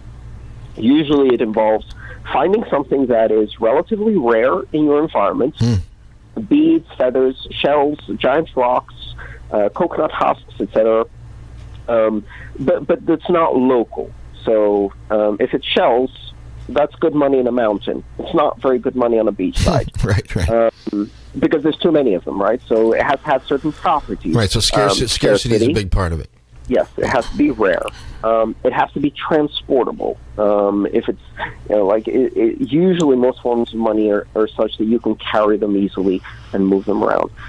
Oftentimes, it's useful for it to be divisible, so you can have different units, big, small units, or be able to cut it or subdivide it or something like that. It has to be recognizable, so you have to be able to not easily make fake money. But most importantly, it doesn't have to have any intrinsic value itself. In fact, the very concept is intrinsic value. Like the money itself, like bananas are not good money. Because you just eat them, right? And if there's a hunger situation, then all your money disappears because everybody eats the money. So most forms of money don't do anything useful per se. They might be pretty, like feathers and beads. They might be desirable for other properties like gold used in jewelry, etc. But for the most part, it's really just a symbol. It's an abstraction. It doesn't have value in itself. It gets you things of value like food and shelter and things like that. Right. And so what is it really? And in the end, I think the best way I've tried to explain it to people is it's a symbol, and therefore we use it in order to communicate something. And what we're communicating is the value we place on a product, a service, even a social relationship, right? If money is a form of communication, then you can think of it as a language. It's like mathematics is a language, like the symbols of chemistry are a language, like English is a language. Money is a language with a very specific purpose. It's a narrow domain language. And the purpose of the language of money is to communicate value in a society, because that becomes a fundamental way of how a society organizes and allocates resources and creates social bonds and hierarchies and organizations and functions. So most societies find a way to invent this technology of money spontaneously as soon as they get complex enough.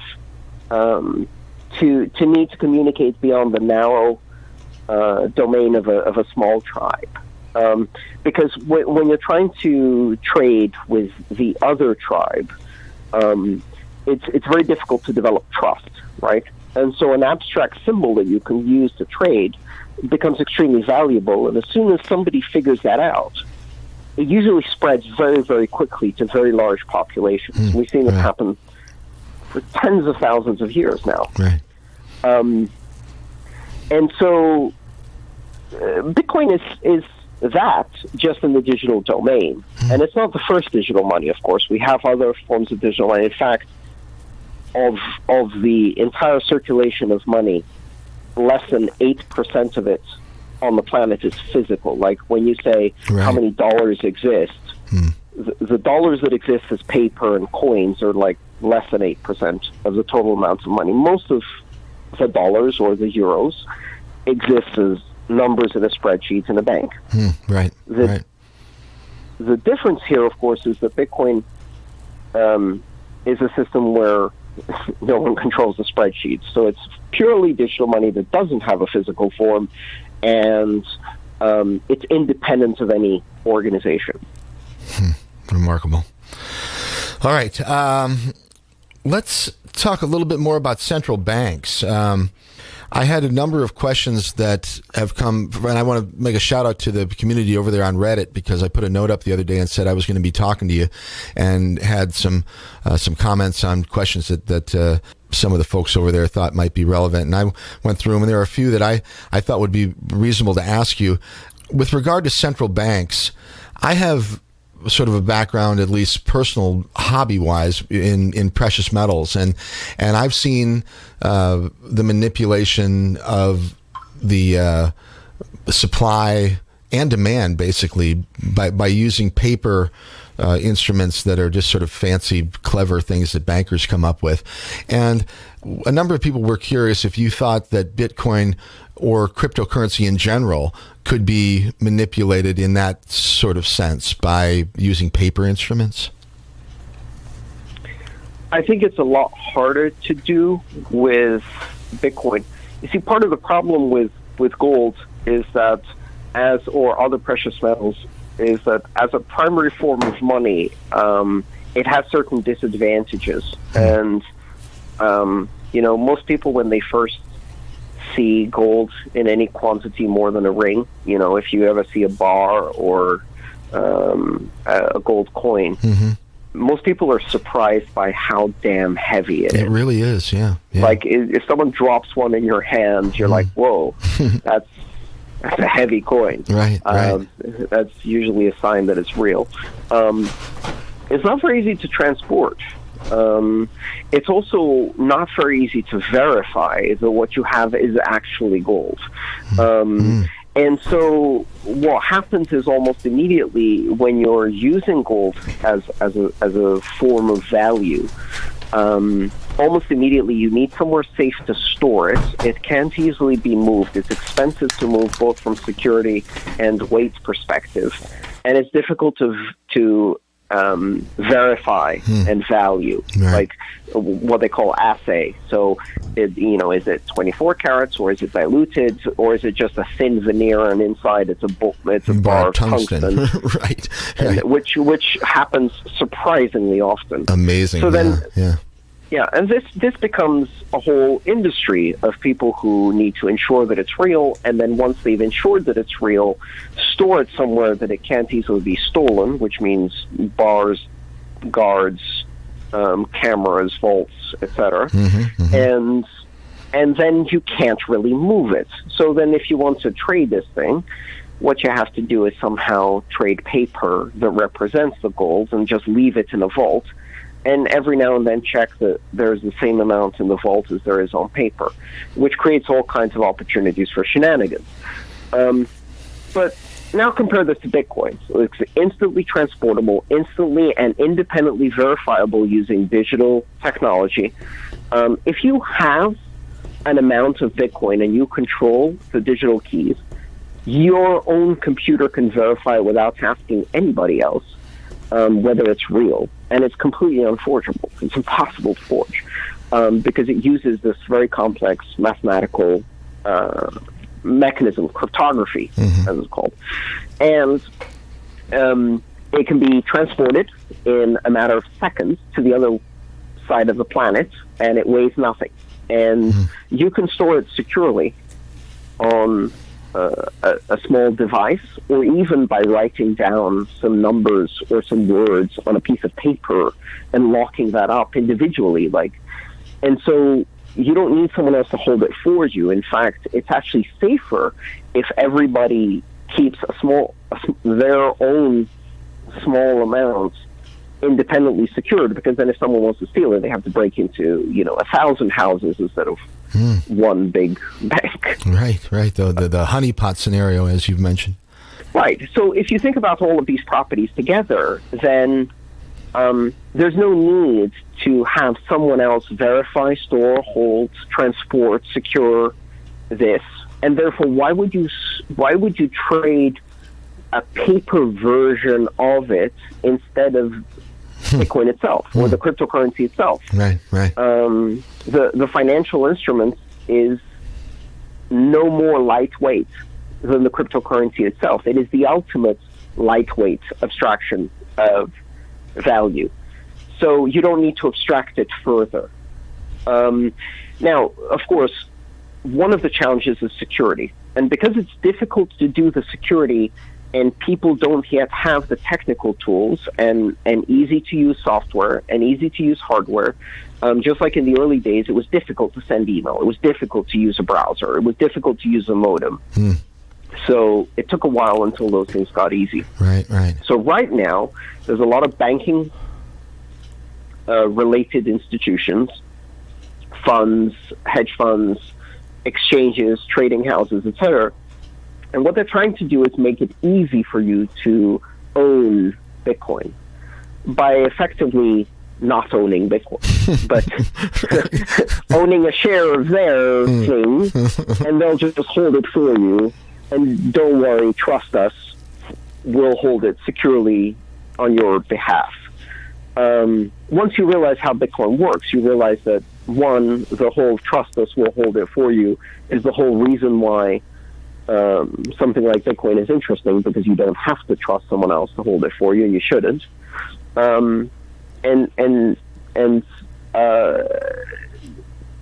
Therefore, I think it's unlikely that they can manipulate with these instruments the price as easily as they can with precious metals. Okay.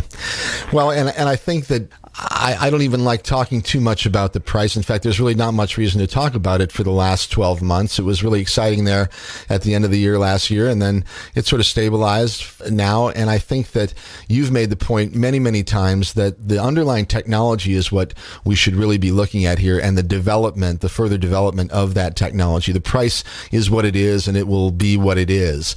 But the technology is really the liberating thing here and what we should be concentrating on. Yes, and even if your interest in this is because you want to find a way to participate or be involved or benefit, really, from this thing that's happening. So think back to the mid-'90s, and you're beginning to hear about this internet thing, and it sounds interesting, right? Now, if you wanted to benefit from that, one way to benefit would be to buy stock in these various companies, right? So the problem with that is that you have to get the timing very right, and you also have to very carefully select and pick winners.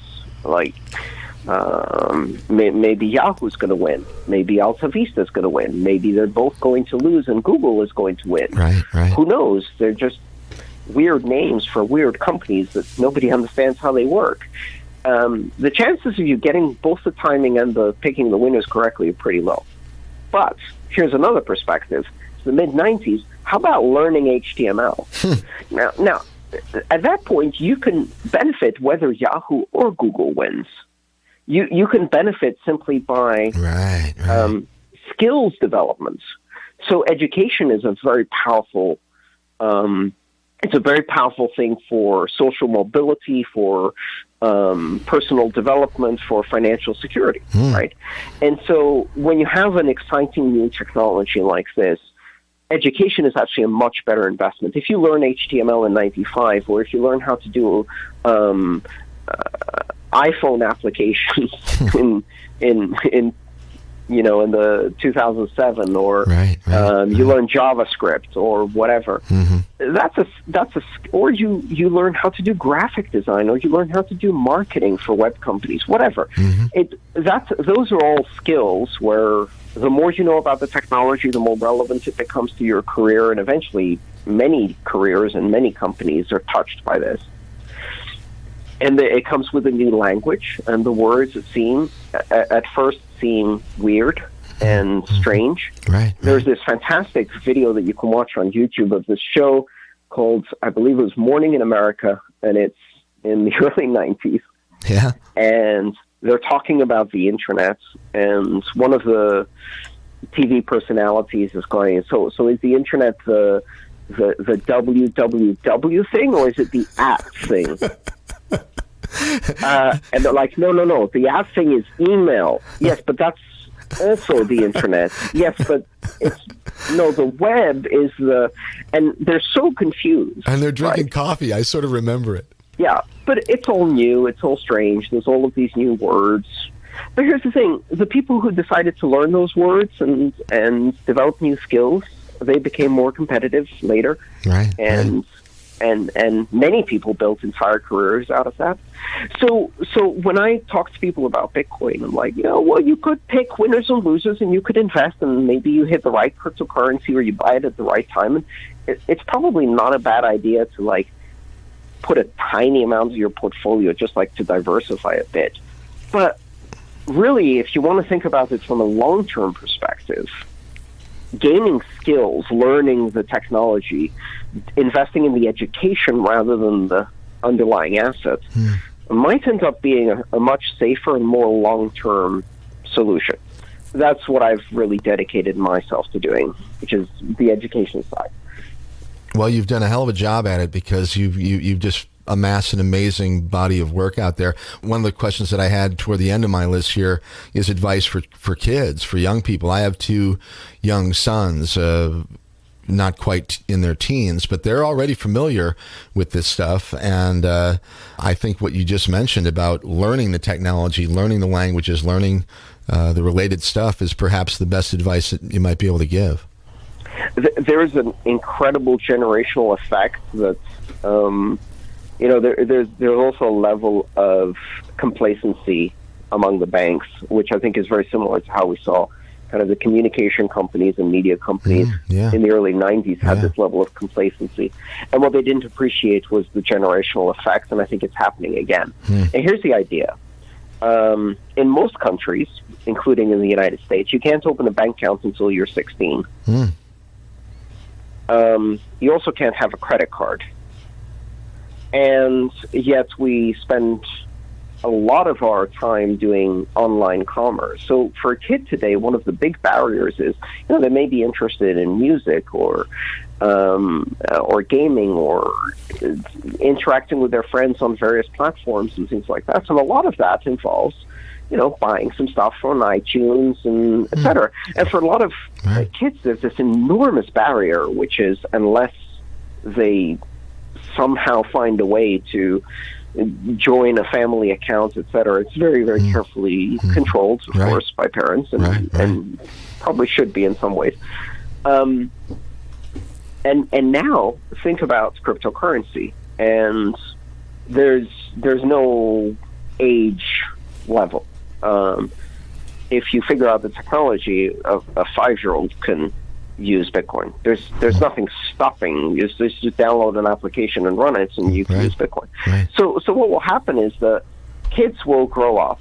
The next generation will grow up knowing cryptocurrency and feeling that money on the internet is a very natural thing. And then by the time they're 16, they'll visit a bank, and then the banker will explain to them in very solemn tones that they are open 9 to 5 days a week, except for bank holidays, and that transactions take 3 to 5 business days, at which point the kid will probably ask, what's a business day?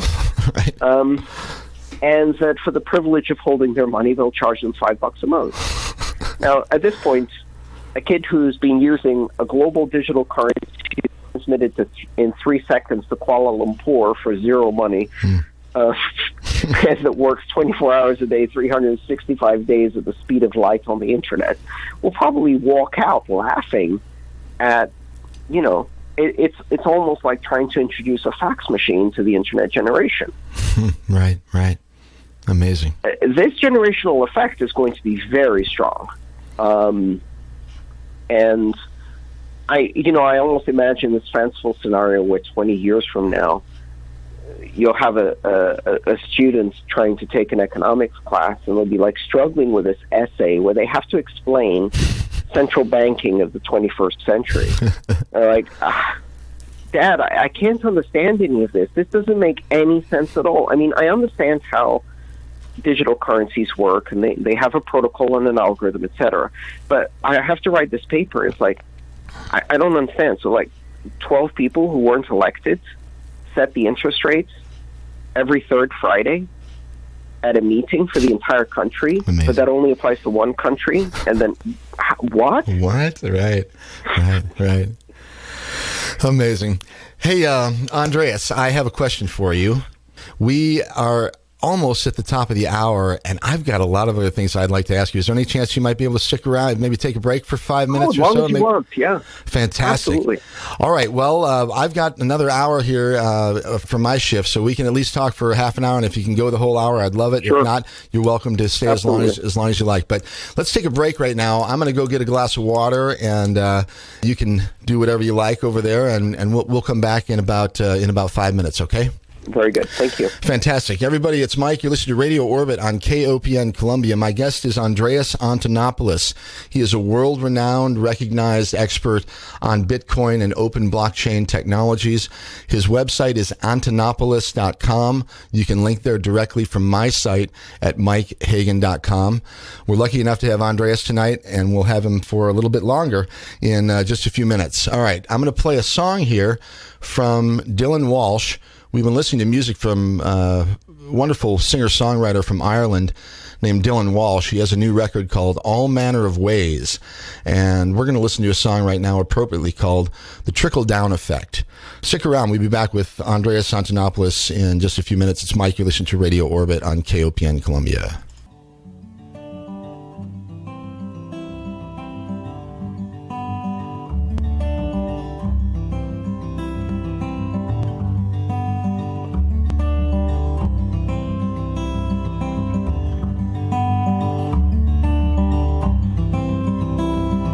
And the balloters are back out on the streets, questioning their democracy. And the elected that they didn't choose, they march along with the confused, saying anyone who stays silent it defeats. And the unheard have made the choice for all to see, saying maybe now they won't forget me easily. While they were cashing in on their cause, all I've known has been lost. No, I'm just doing my duty, declaring myself free.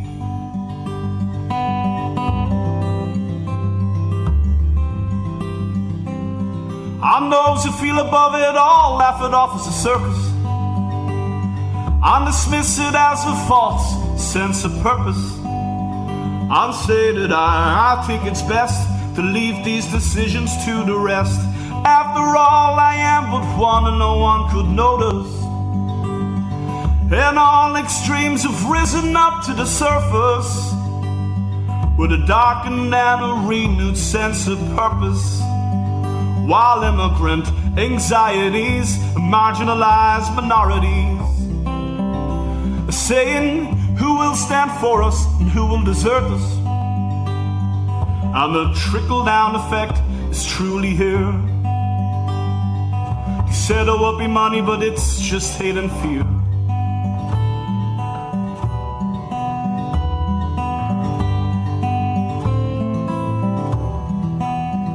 It's said that all governments are a conspiracy, and that it may be that the key is transparency.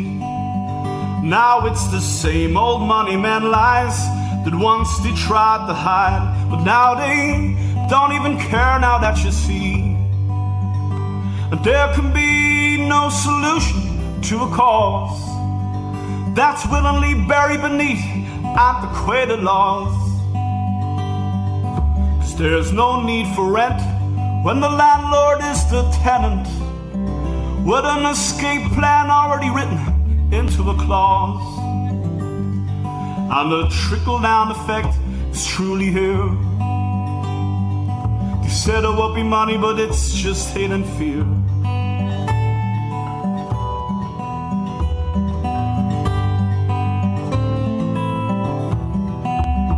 And what is there to say when it's all been said of what's really behind the leaders and not the easily led? Well, we repeat the truths of old to reach beyond what we know, to rise above all the lies that we have fed. All right, it's just about 1 a.m. Central Standard Time. Actually, maybe it's Central Daylight Time now. I'm confused by this time change. But anyway, it's 1 o'clock in the morning, and you're listening to KOPN Columbia 89.5 FM. My name is Mike Hagan. This is Radio Orbit. And we have on the line with us from Seattle, Washington, Mr. Andreas Antonopoulos. We've been speaking with him for the last hour or so about Bitcoin and blockchain technologies, and we're going to continue our conversation right now and say hello, Andreas. Thanks for sticking around. Hi. Hi. Hey, I got a note during the break there from someone who listens to the program regularly, and this is sort of a stretch, but I'm going to ask you anyway because I'm sort of curious. He says, Mike, Andreas is a captivating speaker. Ask him if he's familiar with Terence. Now, he's talking about a guy named Terence McKenna, who was a friend of mine who died about 18 years ago, actually. And you may or may not be familiar with the name. If you aren't, then there's no reason to continue. But if you are, I thought I'd ask. Yes, I am familiar. All right. Well, there's the answer. Sort of not a surprise, to be honest. Okay. All right. Let's see here. How about this for a question? What are you most excited about that's closest to being merged into the next core update? Oh, that's a very technical question. I think I'm going to take a step back and kind of just explain the question rather than answer it directly. Okay, please. Yeah. You know, one of the things that's unique about Bitcoin and other cryptocurrencies is that this is a live, evolving software projects. In fact, cryptocurrencies and the related software now some of the most actively developed software projects in the world. And they're developed as part of a collaborative model of software development called open source software. Right. And what it means to have open source software is that in open source software, the recipe that makes the software is freely shared. It uses a special type of intellectual property license that makes it easy for other people to share, modify, and reuse in a very open way. Okay. So that not only can you read how the software works by reading the recipe, but if you want, you can take parts of it, build your own, mix it with other recipes, extend it, expand it, rebake it. And this form of software, it has kind of emerged since the mid-'80s and has gradually become one of the dominant ways in which really amazing software gets built that many of us use every day or use under the covers. So behind the scenes, behind many of the commercial products that we use, there's this collaborative scene where people write software by working together as volunteers for no pay. And then they release the software out to the world and share it with everyone. It's a pretty wonderful phenomenon. Cryptocurrencies are one of the most active areas here where thousands of software engineers are building these systems voluntarily and collaboratively. And open and collaborative software produces some of the most robust well-engineered software that exists in the world. And it now has some of the smartest people I've ever met, some of the smartest people I've ever known of, some of the best cryptographers in the world, some of the best mathematicians, certainly many of the top computer programmers, software developers Andreas, in the world are now working. Just to break in for a minute, I had the pleasure of speaking with Jameson Lopp about a month ago or so, and I have an interview. I have an interview with him that I haven't actually aired yet. I actually wanted to speak with you first because I think he's a little bit more on the tech side of it. But at any rate, I think he's a remarkable guy, and I just wanted to give a shout out to Jameson and say hello and thanks for all the work that he does. Yeah, absolutely. And one of the things that's interesting about money as software, and more importantly, money as software that is collaboratively and openly developed that anyone can participate in, is that there's an enormous amount of variety, but everybody's working towards a common standard, a common set of rules, a common set of how the protocol works, and anyone can participate in this process and join the project and contribute their own work. And so the question was about some of the things that are being added to what's called core. Core is the reference implementation of the Bitcoin software. It's many of the computers that are participating in Bitcoin are running the Bitcoin core software, but not all. There's other versions.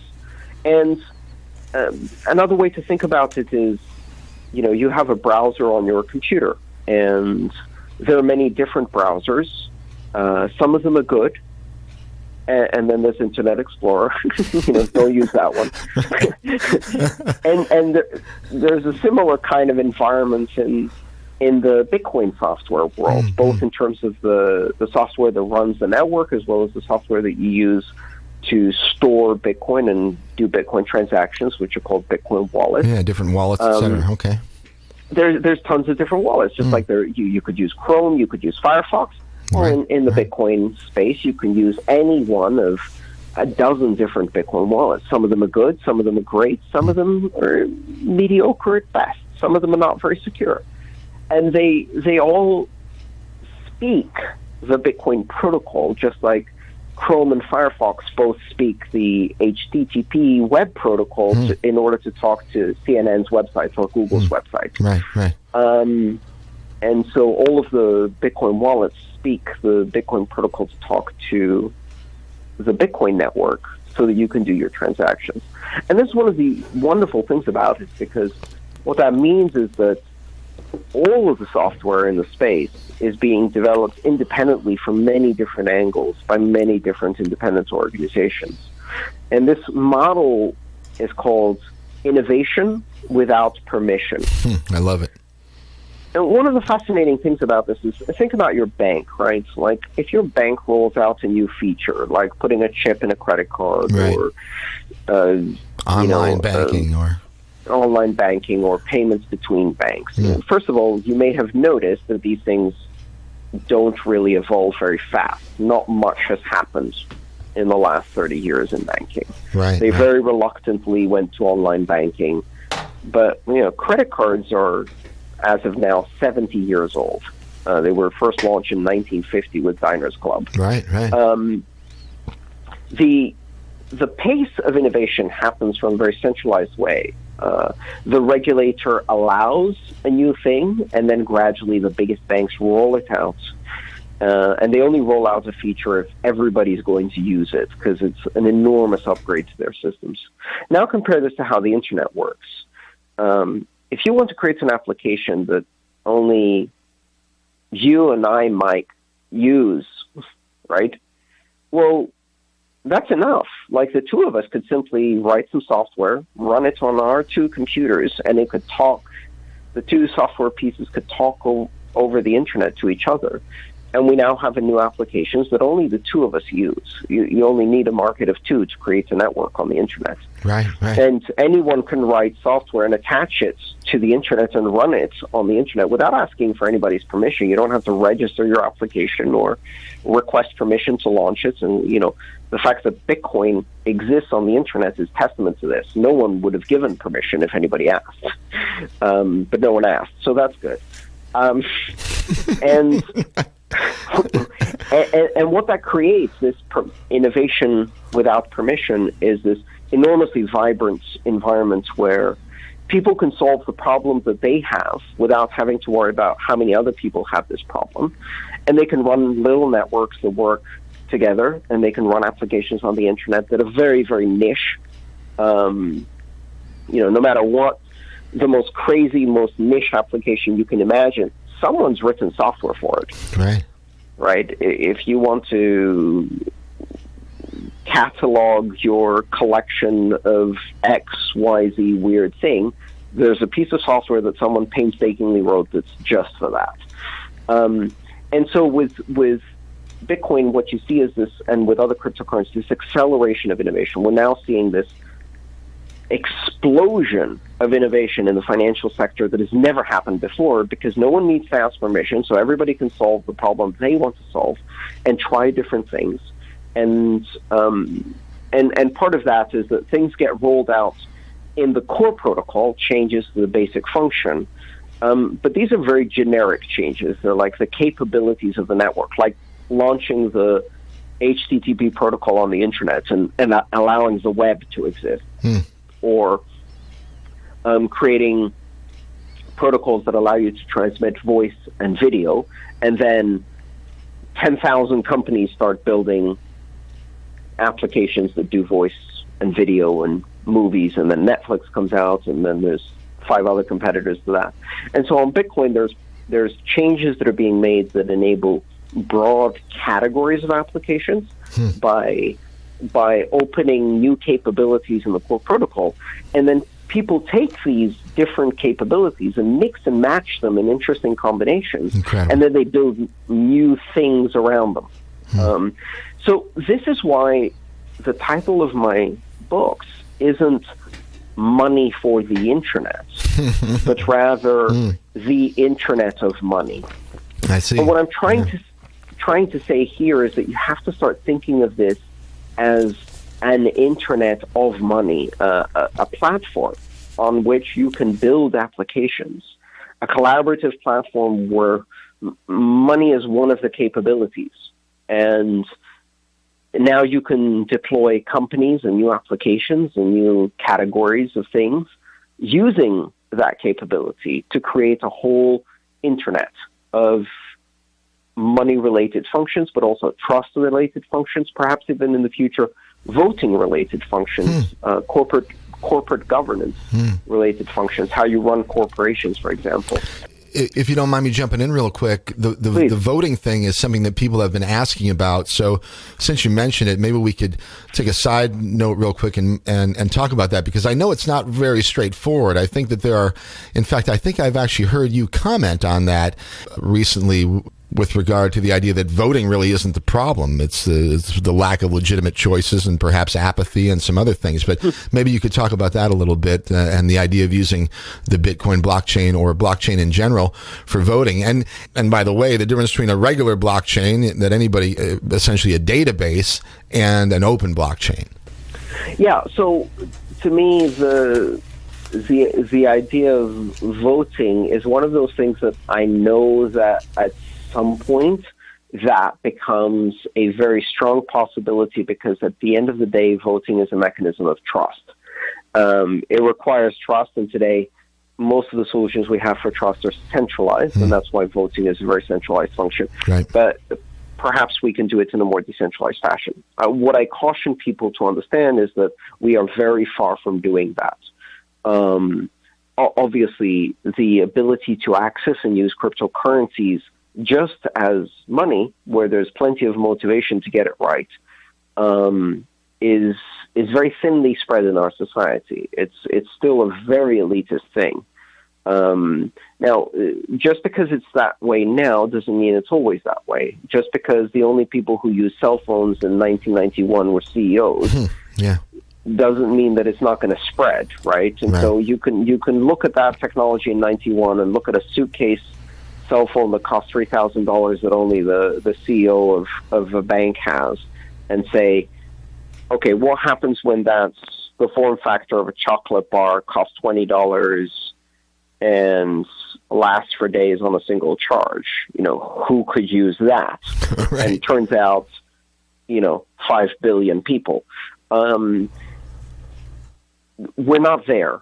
And it's dangerous to try to apply that technology to voting today, because all that would do is create technical literacy, numeracy, and security challenges for voting that we already have would be made worse. I see. One of the things about voting that people don't understand, I think, is that voting is a social function that only works if everybody understands how it works and can trust in the process. Otherwise, it fails. As an institution, it fails. Right. If it's not transparent and you don't understand how it works, you can't trust it, and then it fails. Yeah. So maybe in 20 years, when we have this technology widely deployed, everybody uses it for financial applications and trusts it, then maybe, yes, we could use it for voting.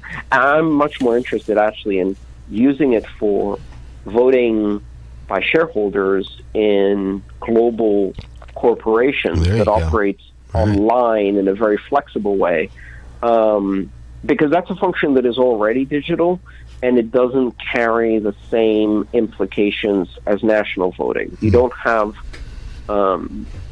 the same breadth of population that needs to have that capability. Right?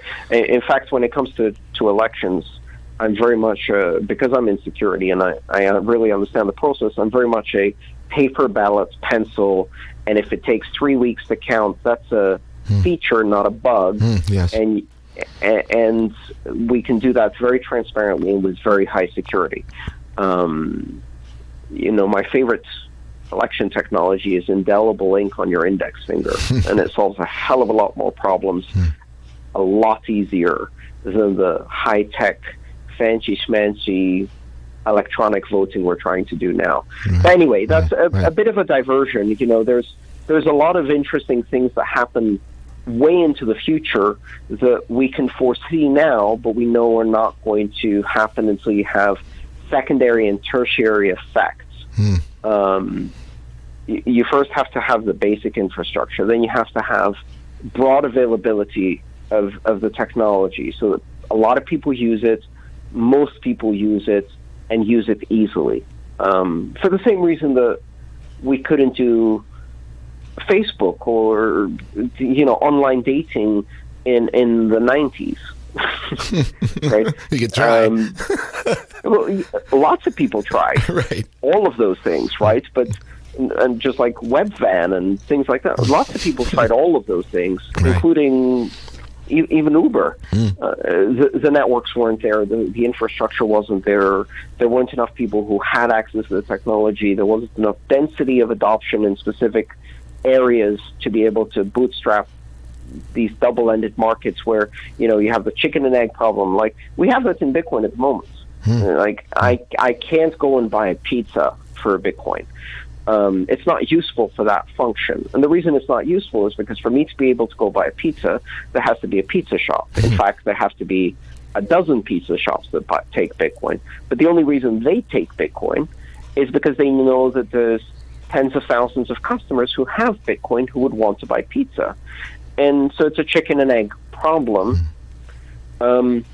which is why it's easier to buy things online, because then you don't have to be in the same place at the same time with everybody else to find someone who wants or takes or has Bitcoin. It's important to understand that with the technology, there's the things that you can do in the first wave that then create the infrastructure that then allows you to do the things in the second wave then creates more infrastructure and demand, so you can do the third wave, et cetera, et cetera, et cetera. Right. And just because you can see 15 waves down the road doesn't mean that you can do those things today. Right. Okay. All right. Great answer. Thank you very much. Okay. So another question here from one of the listeners, and a couple people actually interested in privacy, as you might imagine. And there's actually a question about, I think there's a new Wasabi wallet out, and they're talking about something called a zero-link protocol, which I'm not familiar with. But anyway, here's the question. You can address it if you'd like. Does the zero-link protocol in Wasabi wallet enable 100% anonymous payments? And if not, what's the best way to maximize anonymity in Bitcoin? And that's not the only question about privacy, but it's a good one. So let's just start there. Yeah, nothing enables 100% anonymous payments. Absolutely. Okay. And because that requires perfection and security, including operational security, and that's impossible. The question is, can we maximize the amounts of privacy and anonymity in financial payments? And this is often a sore point because a lot of people are terrified by the idea of privacy in payments. Right. They think that bad people will do bad things if they have privacy in payments. That's right, yes. Of course, bad people already do bad things and already have privacy in payments. Exactly. Because they have the incentives to work hard for that privacy.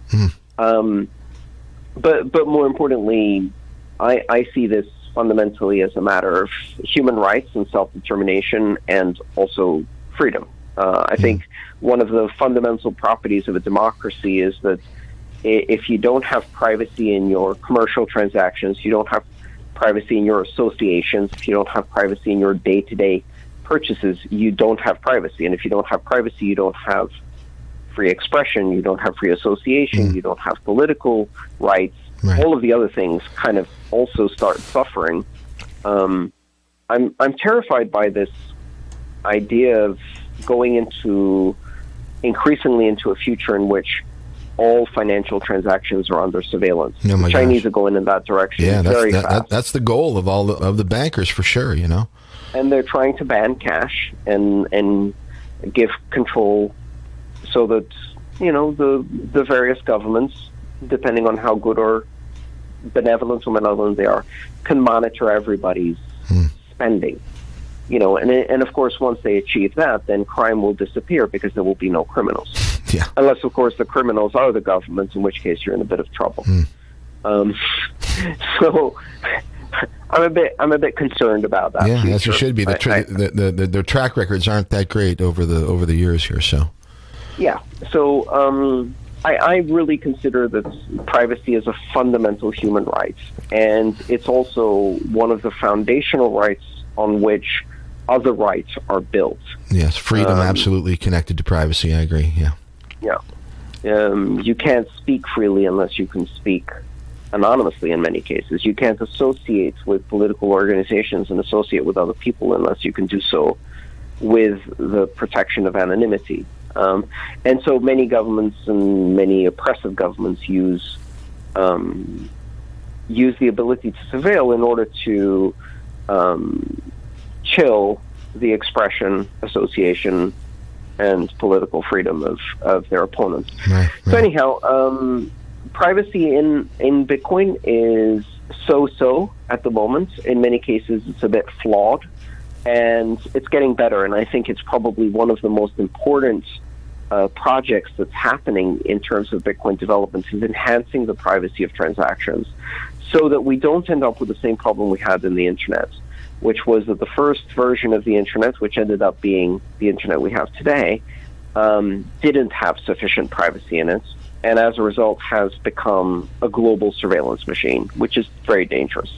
And it's very difficult to retrofit privacy as a second layer or an afterthought. It's very difficult to engineer it on top of an insecure network. And so I'm hoping we do better with Bitcoin. And Wasabi Wallet, the example you gave, is a wallet that's designed with privacy in mind. And it's an example of, again, of what happens when you have these various branches of innovation where people are trying different things. And some people will make a wallet that's focused on trading, and some people will make a wallet that's focused on multiple currencies, and some people will make a wallet that's focused on privacy. And that way, all of these different niches get explored, which is really interesting. Right, it is. Yeah.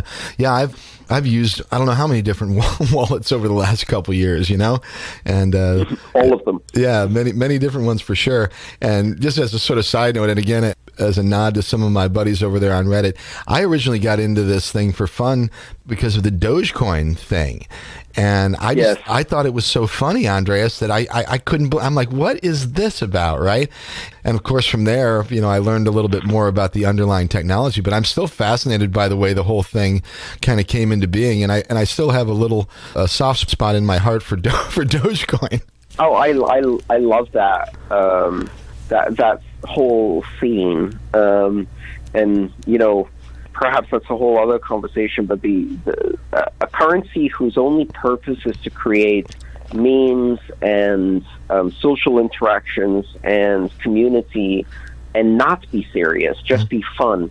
I think that's the other thing that people don't realize, which is that, when I say, though, I expect that in the future we won't have dozens of currencies, we'll have thousands of currencies, perhaps tens of thousands, perhaps hundreds of thousands. Right. And then, the obvious question is, but how could all of those have value? And the answer is they won't.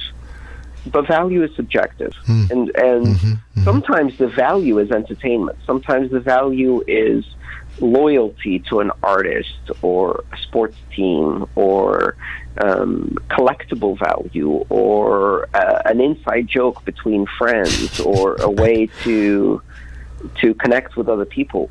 So there's an interesting kind of social aspect to these things.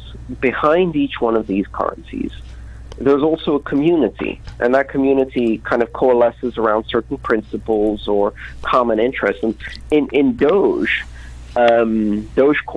as it's called, the common interest was just memes and having fun. It was silliness as a currency. But you know what? You could also sort of learn the business. In other words, I learned a little bit about mining that way. I learned about wallets. I pretty much I sort of cut my teeth just on that silly little meme, Yeah, nothing to lose. It didn't have value. You could have billions of the coins and give them out freely for no reason other than to just express appreciation for other people's silliness. Right. I still enjoy that a lot, and I think a lot of people criticize it for being silly, but I don't think we should always just be serious. I agree. Yes, absolutely. Okay, let's see. How about another one here? We talked about the next core update.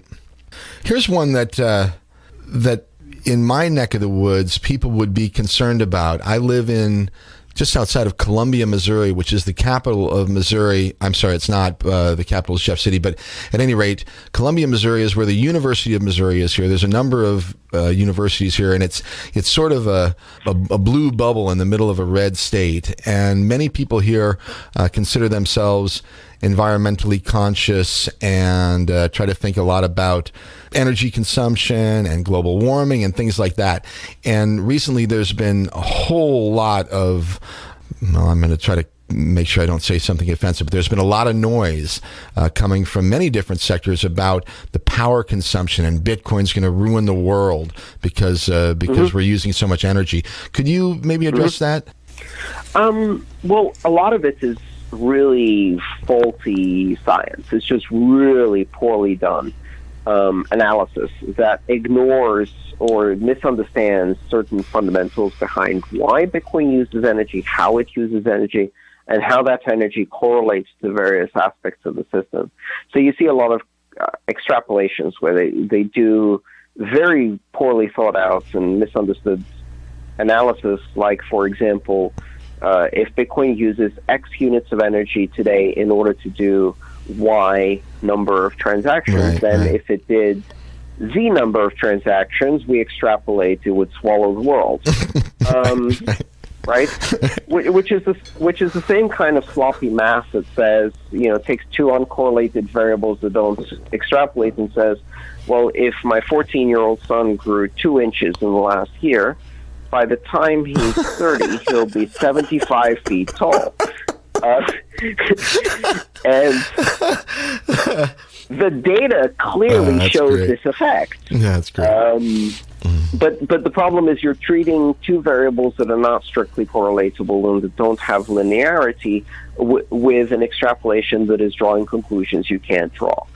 In the case of Bitcoin, the number of transactions you do is not correlated to energy, and it doesn't take X energy to do a transaction. It takes X amount of energy total to provide security for the entire system, and that level of security is independent of the number of transactions. You could do 1 billion times more transactions, 100 billion times more transactions for the exact same amount of energy. In fact, given certain parameters, we could see the amount of energy being used reduce rapidly. Now, right now, Bitcoin is in this growth phase where infrastructure is being expanded and built so that a global currency that serves a 25 million people community can operate on a global basis for e-commerce, but also secure itself against, very large levels of attacks and potentially large adversaries such as, very suppressive governments and totalitarian governments that might want to attack it. They did the exact same kind of studies, if you remember, in the 90s when they said, the amount of energy used for data centers in order to do searches is growing at such a rate that by the year 2020, 25% of the world's energy is going to be consumed for data centers to do internet search, and that's not sustainable. Of course, it didn't, instead, the actual amount of energy peaked and then settled down and actually reduced, and now it's less than 2%. For all of the data centers that provide the infrastructure for the internet, that is delivering a hell of a lot more value to the planet than the amount of energy it's consuming compared to other things we do as humans, right? I think the other big difference is the difference between production and consumption of energy. Consumption of energy isn't the problem. If you consume solar energy, not only are you not depleting it, the sun, trust me, does not dim because you're using more of it. The energy will arrive onto the planet whether you use it or not. The consumption of the energy isn't the problem. The problem is, where are you consuming the energy and how is that energy produced? Okay. Depending on how you look at it, if you use Bitcoin, if Bitcoin uses forms of alternative energy and renewable energy, then, and especially if that energy is in remote places where it's difficult to distribute, where there's an excess of capacity but not enough demand, arguably, by using Bitcoin mining in those areas, what you're doing is you're subsidizing and encouraging the growth of production of those forms of energy, which brings down the unit cost of solar units and solar panels, the unit cost of windmills, the unit cost of geothermal plants, etc., and greens the planet. I'm not even going to make that argument. Instead, I'm going to say, if you are interested in the environmental impact of these things, then the real issue we have to discuss is energy production. And the problem with energy production is the carbon footprint, which is an externality that markets do not address. They simply pass on the cost to society as a whole, to the planet as a whole. And there are solutions to that, regulatory solutions or market-based solutions like carbon trading. And if we're concerned about that, then we should encourage our governments to take global warming and climate change seriously, to either put caps on carbon, or if that's abhorrent to people who are free marketeers, then internalize those costs by creating markets for carbon. That's the problem. And if that's the problem, then, we should be having a broader discussion about how much does it cost to create and transport currency in its current state? How much does it cost to run networks like Visa? And how much of that money that is being produced by central banks fuels war, where the Department of Defense and the military is the world's largest polluter on the planet, bar none. Far and away, for an activity that only an insane person would call a productive activity or benevolence activity. And then my last parting shot will be Christmas lights. Let's get some perspective. Right, okay. Well, and you just brought something up that I'd like to sort of talk about a little bit more before we get done with our program here. And it's a little bit deeper into the philosophical side of things. Central banks and the relationship to warfare. Maybe we could talk about that a little bit, because I think that there are people that perhaps have made a judgment about digital currency, cryptocurrency, Bitcoin, etc., without really realizing how the current system works and how it actually makes it possible to do things like endless war that Dick Cheney talked about all those years ago. Yeah, I mean, so I'm an out pacifist. I believe there is no just war and there is no bad peace. I refuse to bear arms and participate in warlike activities. I was a conscientious objector from the military in my own country, and I would never get involved in that. It's a fundamental part of my principles, my worldview, my personality. But the bottom line is that modern war is an enormously profitable industry. It represents more than 50% of the national expenditure in the United States. It's the most corrupt industry in the world. It's one that is funded and fueled almost entirely by the production of debt in enormous amounts that otherwise couldn't be done. The bottom line is that if you can finance war by borrowing from the future in a way that is very difficult for the average person to see, because they experience it as a slow 2.5% inflation per year, gradual erosion of their value, and a very indirect accounting of their taxes, because it's not very clear where your taxes go. Trust me, it's not roads.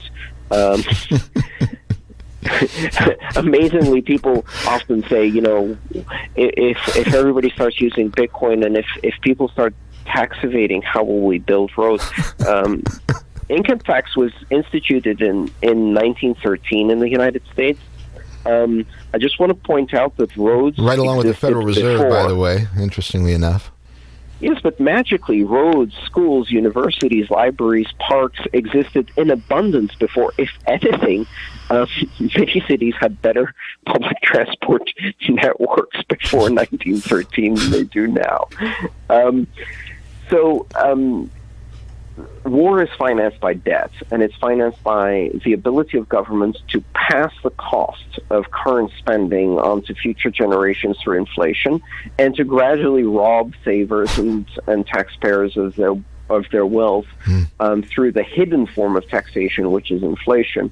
And I know that sounds like a crazy conspiracy libertarian argument, but the bottom line is that the ability to finance war was not only the reason why we're not on the gold standard and our monetary system was transformed in the way it was, but also became the primary driver for a very, very aggressive expansion of military adventurism around the world.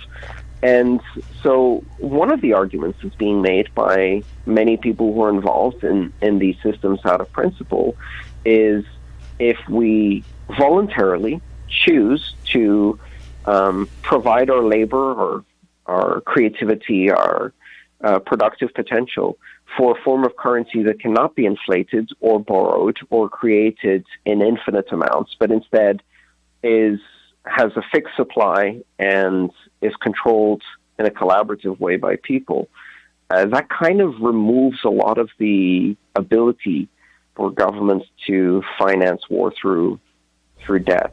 They'd actually have to go back to the electorate and try to finance it through taxes. And if you got to see the bill, you might want to cut down on that. Right. Okay. All right.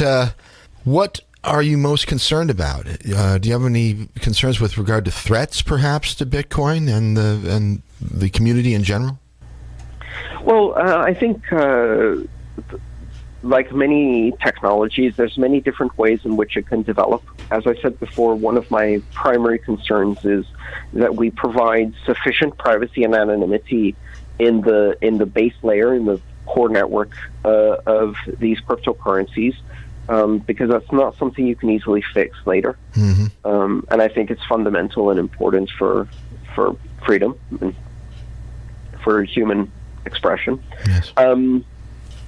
The other thing is, I think there's a lot of most of the attacks we've seen against these systems are not overt and they're not direct. Like, a lot of people in the early days especially were like, well, surely the government is simply going to ban this. But governments are more sophisticated than that. They understand that, one, it's practically very difficult to shut down these systems. Right. And trying to ban it is often generates even more demand for something. Right, counterproductive, yeah. Yes. And so they attack it in more indirect ways. So a lot of propaganda, right? And the propaganda is multifaceted. It's a lot of, criminals and terrorists will use it. Also, no one uses it. Right. Also, it's useless, but it's also going to consume all of the world's energy if it ever becomes useful. Right. That's great. It's like, make up your mind, half of those things are incompatible with each other. Right. But nevertheless, you get all of that kind of scaremongering that goes on. The U.S. government has been even more effective at tamping down interest in Bitcoin in the retail use by making it so that you have to do capital gains reporting for a $3 cup of coffee if you use cryptocurrency, making it an accounting nightmare, which I can't imagine was simply a coincidence. Right. So there's much more indirect ways to attack this. So I think a lot of the attacks are very subtle and indirect like that. But at some point, we might see much more aggressive attacks, especially from authoritarian governments. The final thing I'm concerned about is that I think we need to get this right, and I think we need to get this right soon, because I don't think the world is going in a good direction in terms of freedom, in terms of democracy. I agree. And democracy is eroding very, very fast in developed nations because of political corruption, money influences. A lot of people in Bitcoin say things like there should be separation of state and money, which sounds like a weird thing to say, but so did separation of church and state. Right. 300 years ago. Mm-hmm. And now people know why. Right, exactly. I think people will know why in the future, and it will seem more normal. Money corrupts democracy, democracy corrupts money, or politics corrupts money. Interesting, and the two don't do very well together. And the other thing is we're heading to a future which is going to be all digital money. It's not going to be analog money. It's not going to be cash anymore. Cash is going away. In 20 years, cash will only exist in museums or as a curiosity. And at that point, really, we have two choices. It's either going to be complete surveillance, controlled digital money, which is a very dangerous thing. Total control over money is totalitarian. Yes. And it will erode democracy even faster than today. So imagine the surveillance of the internet combined with surveillance of the entire financial system and no escape from that. And you can see a glimpse of what China's trying to do now. It's amazing. It could be a very dangerous future. Or we could have a digital money that is the exact opposite. It's completely open, it's borderless, it's controlled by all of the individuals participating in it. No one country, company, corporation, or group of people controls it. And it just flows freely on the internet, just like the web. And it unleashes human communication, creativity, etc., just like the web did. But in the case of commerce and trade and international trade, we could really, for the first time, have a truly open international economy where 4 billion people who have never participated suddenly come on board. So I'm worried that we won't have it ready on time. I'm worried that we're well overdue for a massive recession. The global economic system is more and more fragile. Yes. And corrupt in many ways. Yeah, I mean, everything that happened in 07, 08, and everything that built up to that, none of that has been resolved. It's just been essentially papered over. And magnified as a result, because if the fine is less than the profit, then that's a clear signal to do the same, only with better leverage next time. Yeah, and keep it going. The finance system got that message loud and clear, and so they are doing the same, only with greater leverage this time. Sometimes when I think about the Bitcoin space, it almost feels like we're building a lifeboat or a series of lifeboats. And if you feel like the ship of finance is stable, you look at the lifeboat and you say, well, I don't want to be on that. Right. That looks flimsy. If your ship is sinking, suddenly the lifeboat looks like a really good option. That's People in Venezuela, Argentina, Turkey, Ukraine, Brazil, and many other countries are looking now at the lifeboat of Bitcoin and thinking, hey, that looks a lot more stable than the thing I'm on now. Amazing. I hope we build a big enough lifeboat fast enough, because if some of the bigger ships sink, the euro is not in a good shape, the Chinese economy is not in a good shape, the U.S. economy, I think, is more fragile than it's ever been. We're not ready. Yes, so you hear this very kind of selfish and cavalier attitude among people who are involved in Bitcoin. They're like, oh, a global crisis would really send Bitcoin soaring. Do not wish for that. That is not a good scenario for anyone. Instead, let's think of a better option, which is let's have choices, lots of choices. And if people want them and need them, they can use them. And if they don't, they don't. And you don't need to push anyone or persuade anyone.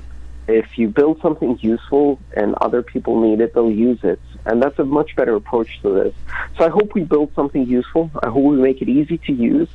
I hope we continue developing this technology with a mind to freedom and privacy. And I hope it's big enough, good enough, fast enough, secure enough, and easy enough to use when people need it. Yes, I agree completely. All right, one last one for you before we head out of here, okay? And this one just came across the web.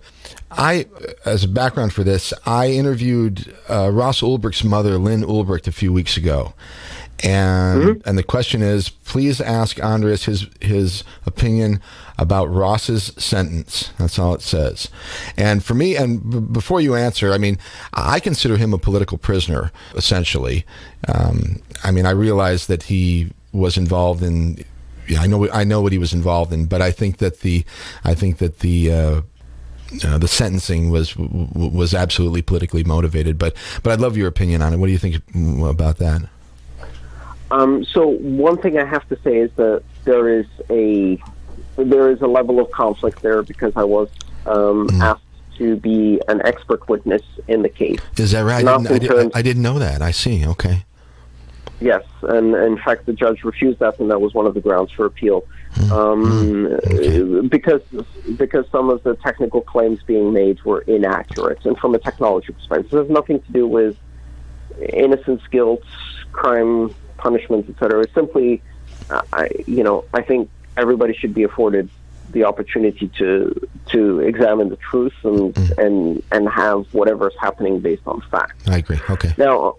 So I'm going to comment more broadly, and I'm going to say that the justice system is not doing so well in our country. I mean, it's never been perfect in any country ever in the world, and there's always been kind of a multi-tier justice system where there's a certain class of people who never catch a break, and the system is stacked against them, and there's a certain class of people who always catch a break and cannot do any wrong, and no matter what they do, get away with it. And I think this particular case, and increasingly in our country, this is demonstrated more and more and more vividly every day. From watching TV shows where you see these gross miscarriages of justice, Making a Murder on Netflix, for example, and everybody knows it's a gross miscarriage of justice, and yet nothing's changed, right? Nothing happens. And these things happen so often and so pervasively and so blatantly throughout the world that it makes people despair almost. The bottom line is that you have victimless crimes that are, that have, that are about smoking the wrong substance, or, using the drug of the lower middle class rather than the upper middle class, or, things like that, or engaging in consensual transactions, or with adults, or whatever. They get punished in a very racially tinged, minority tinged, biased, economically unjust way. Yes. And then you have crimes that have millions of victims, like the global financial crisis, right, where they're absolutely untouchable, or war crimes like the previous several governments have committed, from torture to killing civilians, to using weapons of war that are banned, to covert operations and things like that are absolutely war crimes on a massive scale that never get punished. Right. And so that's my opinion of what has happened to Russ Ulbricht. It's simply yet another demonstration that there's a vast, vast difference between law and justice. Justice is something that rarely happens. Yes. But law is something that happens most often to some people and rarely to others. Right. Well, I'll tell you what, hopefully we're moving in the right direction with some of the technologies that we've been talking about tonight, and that can kind of level the playing field for some of this stuff, Andreas. Let's see. I think it's one thing I can tell you for sure. It's fascinating and incredible to be part of something that has historic, world-changing potential. And I felt that with the internet. I felt that with my first modem. I felt that with my first computer. I felt that when I visited the first websites. I felt that when I installed my first version of Linux. And I felt it again when I first got involved with Bitcoin. And the last 5 times I was right. And being on the front row and participating in this, it's an amazing thing. And I feel so fortunate that I'm able to do this. And I know that I'm incredibly fortunate to be able to do this. So I'm thankful every day. Well, I think that's a good place to kind of wrap it up here, and I'm extremely thankful that you're around as well, and I sure appreciate the time you spent with us tonight. It's been a remarkable conversation, and I'd love to do it again sometime, and I can't tell you how much I appreciate it. Thank you so much, Andreas. Absolutely, my pleasure, Mike. Thank you so much for having me and for bringing your audience along, and I hope somebody has something planted in their mind today that might give them a different perspective on the world. I hope so too, and I'll make sure that I get this MP3 up on the web, and we'll share it with everybody else who missed the show tonight. And again, thanks again, Andreas. Take care of yourself. And what do you got planned? Where you heading? Where you heading next? My next conference is in Santiago, Chile. All right. South America is a very, very important domain for this stuff. I agree. All right. Well, for another time, we'll talk about that. Absolutely. Have safe travel, and take care of yourself. Once again, thank you. Thank you. All right, everybody. That was Andreas M. Antonopoulos. Absolutely thrilled that we had the chance to spend almost 2 hours with Andreas tonight. And like I said, we'll get this program wrapped up and up on the internet tomorrow sometime, and we can share it with the people that were unable to listen to the program tonight. All right, we've got about 6 minutes left here, and I will say a couple things about the program next week. I will have Dr. Elizabeth Rauscher. Dr. Elizabeth Rauscher is a remarkable woman. She's a nuclear physicist, among other things. She's also has a degree in neurology, and she is spoken about among her peers as Lady Einstein. And she's very interested in alternative energy and knows a lot about a lot of things. So we'll talk with Liz Rauscher next week, and I'm looking forward to that. All right. Let's see. What else? One more time. Andreas Antonopoulos on the web at Antonopoulos.com. If you can't spell it, you can do a search for it, and he's very easy to find. Also on Twitter, and yeah, just a wonderful conversation, and I'm glad we had a chance to do it. I'm kind of out of thoughts and out of breath, so I'm going to put on some music here and say thanks to everybody for listening to the program. Once again, Mike Hagan on the web.com. You can link up to Andreas' sites, and you can listen to this program after the fact sometime tomorrow. In the meantime, we're going to hear one more from our friend Dylan Walshe. We've heard a number of songs from his new record, All Manner of Ways. We're going to hear one more on the way out, and this one is called Same Old Prayer. I hope you've enjoyed the program tonight, and I hope you enjoyed the music, and we'll be back next week. It's Mike. You've been listening to Radio Orbit on KOPN Columbia, 89.5 FM. One more time, Same Old Prayer. This is Dylan Walshe. And one more time, thanks again to Andreas.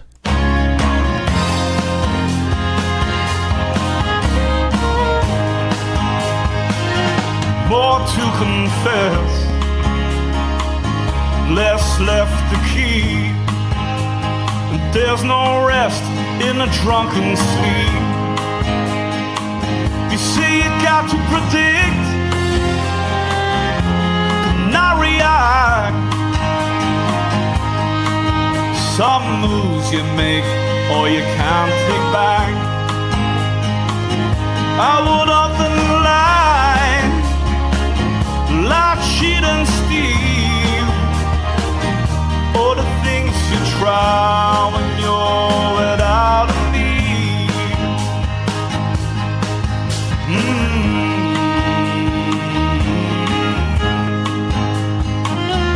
All romance died, lay down with its appeal. The inner beast loves poison like your devil loves deep, and your devil loves a deep. So put my wrongs to rest. No, I'm never gonna make them right, I guess.